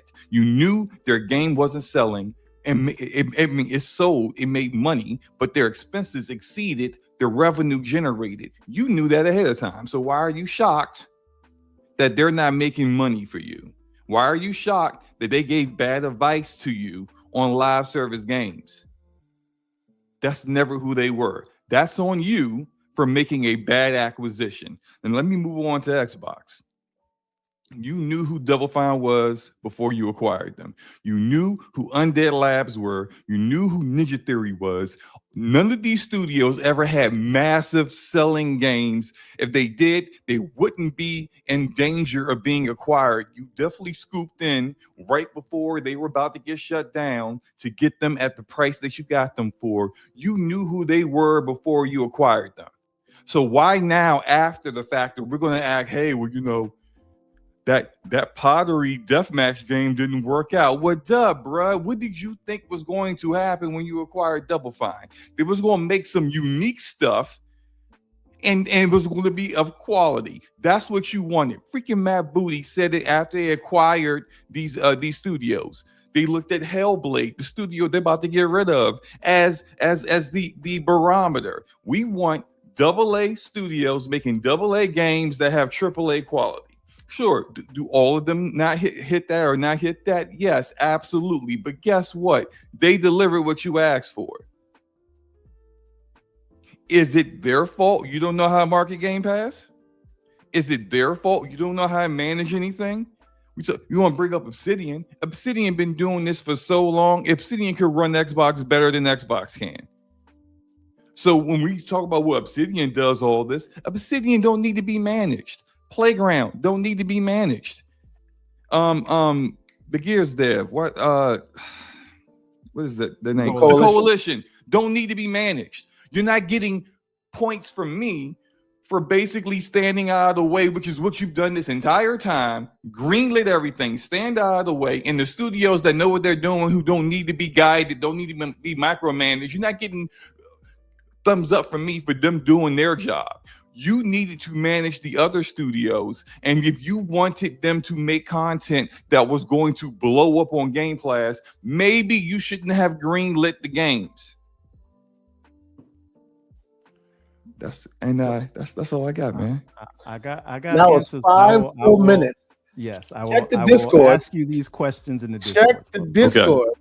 For our retorts. And by the way, MJ adds one to it. Says, "Don't forget about NXI." NXI. I got a bang about to come out next year. Yeah, hey, yes. but Kay, I know you got to go because I saw the better Kay Asante. In the chat? I saw those emojis in the chat. Oh, it's time boy. for you to go. Oh boy, yes, I see it. Yeah, it's time. Go ahead.